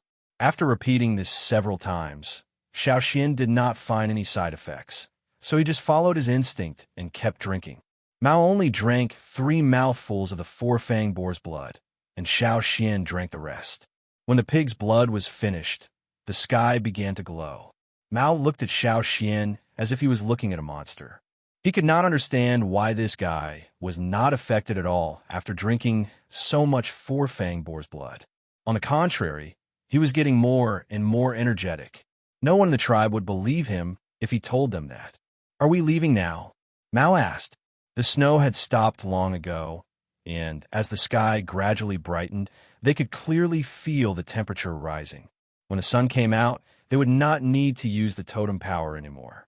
"Wait a little longer." Xiao Xian looked at the sky and said. The clouds in the sky dispersed a little, and Xiao Xian could see many sharp peaks in the vast sea of clouds. Those were the mountains in the distance.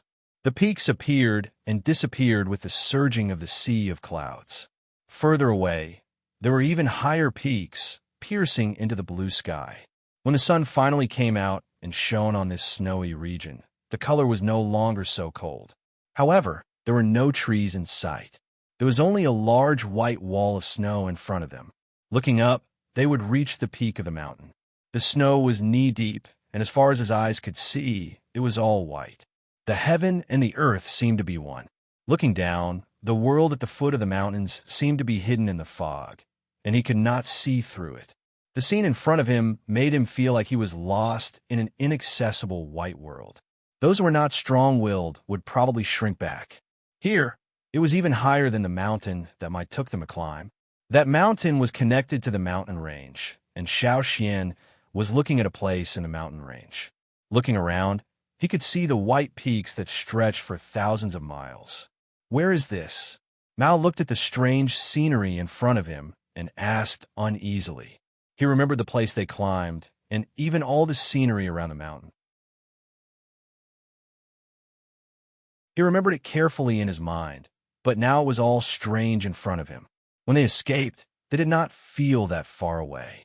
Now, looking at it again, they found that they were in big trouble. It was impossible to stay here forever. Xiao Xian decided to go down the mountain, at least to a warmer place. Xiao Xian was still thinking about Old Ku's saber. After Old Ku gave him the saber, he held the saber in front of Old Ku and assured him that he would take good care of the saber. But now, the saber was gone. Walking down the mountain, through the cloudy area, the scenery at the foot of the mountain gradually appeared. In this forest, there was no vegetation above, and the mountains were covered with snow all year round. But at the foot of the mountain, there was green grass experiencing a short winter and a long summer. It was almost two different worlds. Xiao Xian and Mao walked down the mountain for a while and saw a big bump in the snow. The snow here was very thin and was melting under Yang Wang's feet. The protruding mass also revealed part of the scene under the snow, black scales. The exposed saber allowed Xiao Xian to judge that it was the head of the thorn black wind. A ball of snow slid down along with the water, with some traces of red. Xiao Xian looked over and found that the saber, which had only pierced 1/3 of the head, had now pierced more than half of the head. There was some dried blood around the saber. The thorn black wind scales, which were usually so majestic, were now all lying on the ground, and it did not move at all. Signaling Mao not to move, Xiao Xian closed his eyes. When he opened them again, what he saw in front of him was a huge skeleton. Different from last night, the huge, ferocious beast in front of him now had several broken bones, as if it had bumped into something. Even if it was still alive, the injury was not small, and its head was deeply pierced by the saber. If it were not for the saber, Xiao Xian would have gone down the mountain without hesitation and would not have tested whether the thorn black wind was dead or alive. If it was still alive, even if Xiao Xian had recovered his strength, the outcome would still be uncertain. Gathering the snow around, Xiao Xian squeezed it into a hard snowball and threw it at the saber. The saber trembled slightly, but the huge, ferocious beast did not move at all. After several tests, Xiao Xian finally confirmed that the ferocious beast, which was at the top of the food chain in the basin, was really dead. Plus, the computer was broken, so he took out an old one and made do with it. He opened a web page for a few minutes and downloaded some software, but it stopped halfway. You're tuning into the Warrior Lore YouTube channel. Don't forget to subscribe and join us on this journey to catch the most captivating stories.